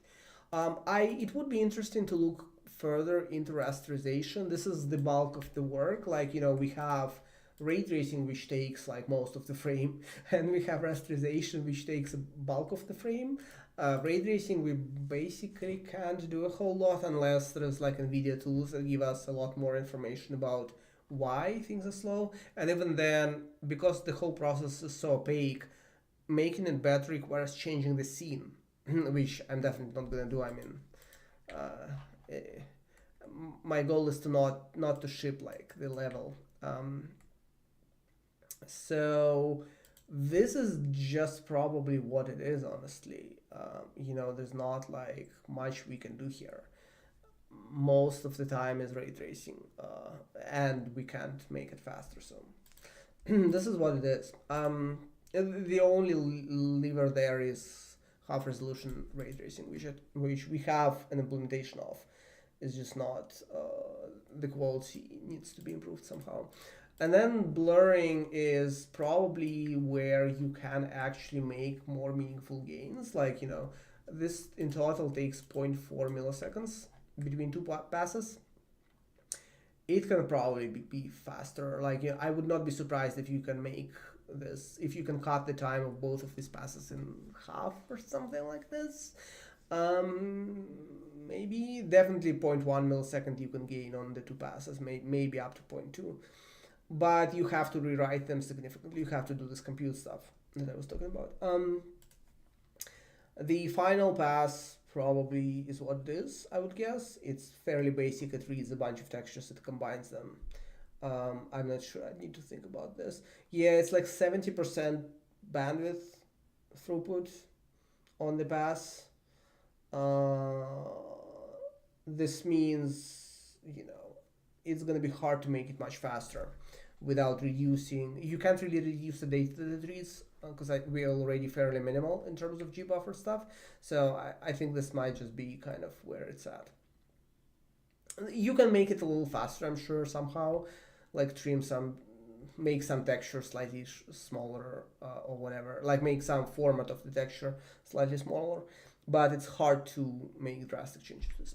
So that's kind of what it is. So I think if we do future work, it's going to be around rasterization cleanup here, and around like depth downsampling and blurring, is kind of what it is. So that is that, and that is the stream. Let's see.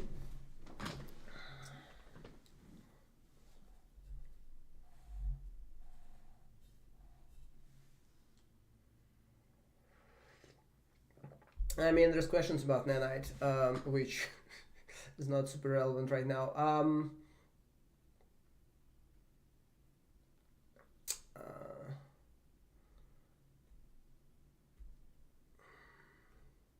The answer to all of these is hard to tell. If you want, you should probably email me and we can discuss this over email. It's hard to summarize this. I think the answer to both of the question is it depends. It's don't quite know what you mean by no. I sort of know what you mean by non-manifold edge collapses. There's cases where they matter, but like anyway, so there's some deficiencies in all of the algorithms that you mentioned. There are some deficiencies in what people are using. So I looked at Metis, for example, a bunch. It generates reasonable results, but it also generates the results have some issues. It depends on the use cases. But yeah, I don't know. It's hard to tell. If you want a detailed discussion, you should email me. But the answer to a lot of these is there's some known problems, but I don't know what the alternative is, right? So more progress is planned on all of these areas in the future. Anyway, super off topic for the stream though. I'm not really sure what will happen in the future for the streams here. So I want to do, I'll think about this, but I'll probably want to do a stream next week where we do a little more work on actually writing code and like making things faster a little bit. But my only concrete steps that I thought I would want to do were to do something about shadow denoising and to do something about anti-aliasing. But on both of these, I don't have a super great way to pursue them. Denoising, I don't want to integrate like NVIDIA's libraries, and it doesn't seem like there's a great alternative right now.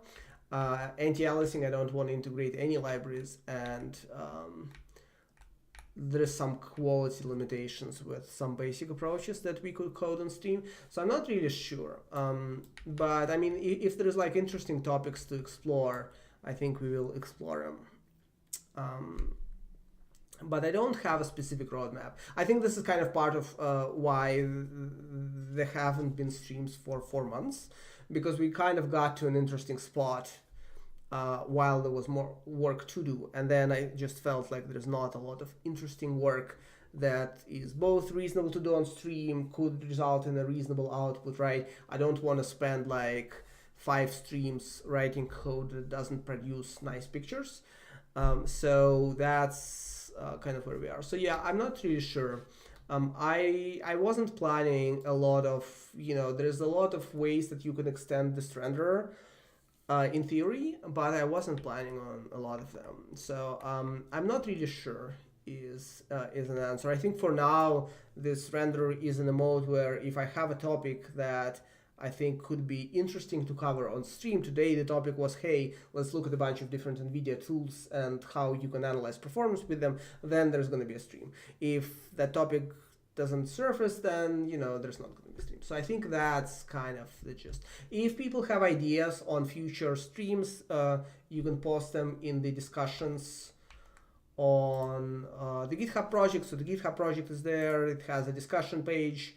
You can create a thread there, and then we can talk about that. So that's kind of the extent of the planning so far.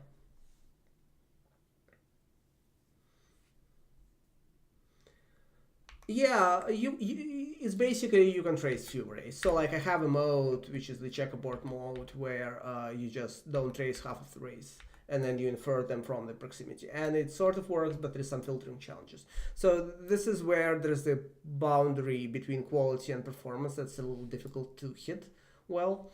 And then of course you have like moving objects. So when if you just cache a lot of stuff, it's hard to know sometimes like when you have to invalidate this and stuff. But yeah, for sure, the real way to improve the performance on this renderer dramatically is to reduce the ray tracing cost, which means tracing few arrays. Which again, so we have a mode for this, it just doesn't work very well with the shadow filtering.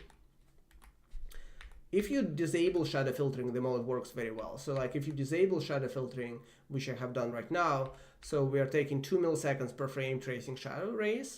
And then if I enable this mode, we take 1.04. So it's almost twice as fast.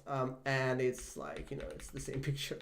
I don't know that you can even tell. The further I will go, whatever artifacts there are in this mode that are going to be in screen space. So like if you don't have filtering, this mode already works well. If you do, then it results in extra stair stepping, which is not great. But yeah, I think that's entirely accurate.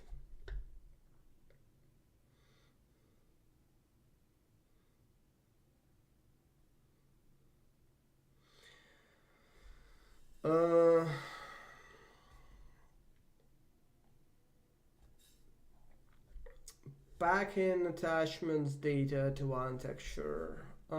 So I talked a little bit about this a couple streams ago when we were discussing optimizing the shadow blurring, where you could combine depth and non-depth data.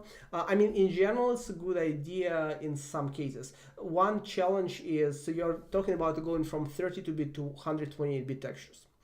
A lot of hardware has half rates and quad 1/4,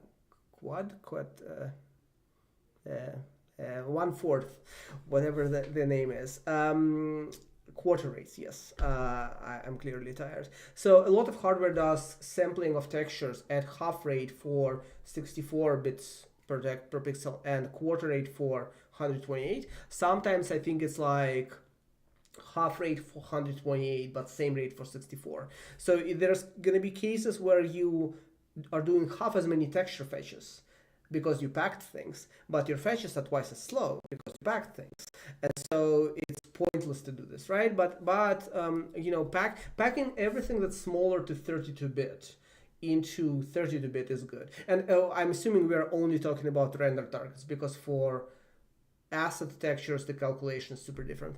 But yeah, so it would make sense in some cases to do this, and in fact it could be that in our case, as I was saying, you know, we have two textures that we are reading. One is a 32-bit depth texture, one is 8-bit shadow texture. We can combine them into a single 32-bit texture by losing a little bit of precision on the depth buffer. It is very possible that this is going to be beneficial for performance. I think we tried this for AMD at the time and it didn't help or something, but this actually could be a very easy way to try to fix performance, trying to improve performance on both of the blur kernels without like a ton of work, because it's a little bit more memory, unfortunately, because you have to like, it's more memory, but it's not a crazy amount of memory, so maybe that's fine. So I think this could be worth trying. Yeah, I thought about trying Slang before. In fact, I tried Slang and it couldn't compile my GLSL code, and so I was like, okay, I don't want to rewrite all of the shaders in Slang. But I mean, yeah, I don't know. I'll think about this. I have noted this, and I did want to experiment with Slang before. It's just that when I tried it very briefly, you know, it didn't work super well for the existing shader code, and then I didn't want to rewrite all of the shader code in one go to make it compatible. So that's where we are. Anyway, all right. I think that's it. I'll think about, I think there's going to be a stream next week. There's not going to be a stream for like a month at least after this, because I'm going to be traveling, but I do want to do a stream next week. So I'll think about the best combination of the things people have asked to make like a coherent stream about that. All right. Thank you everyone, and see you next time.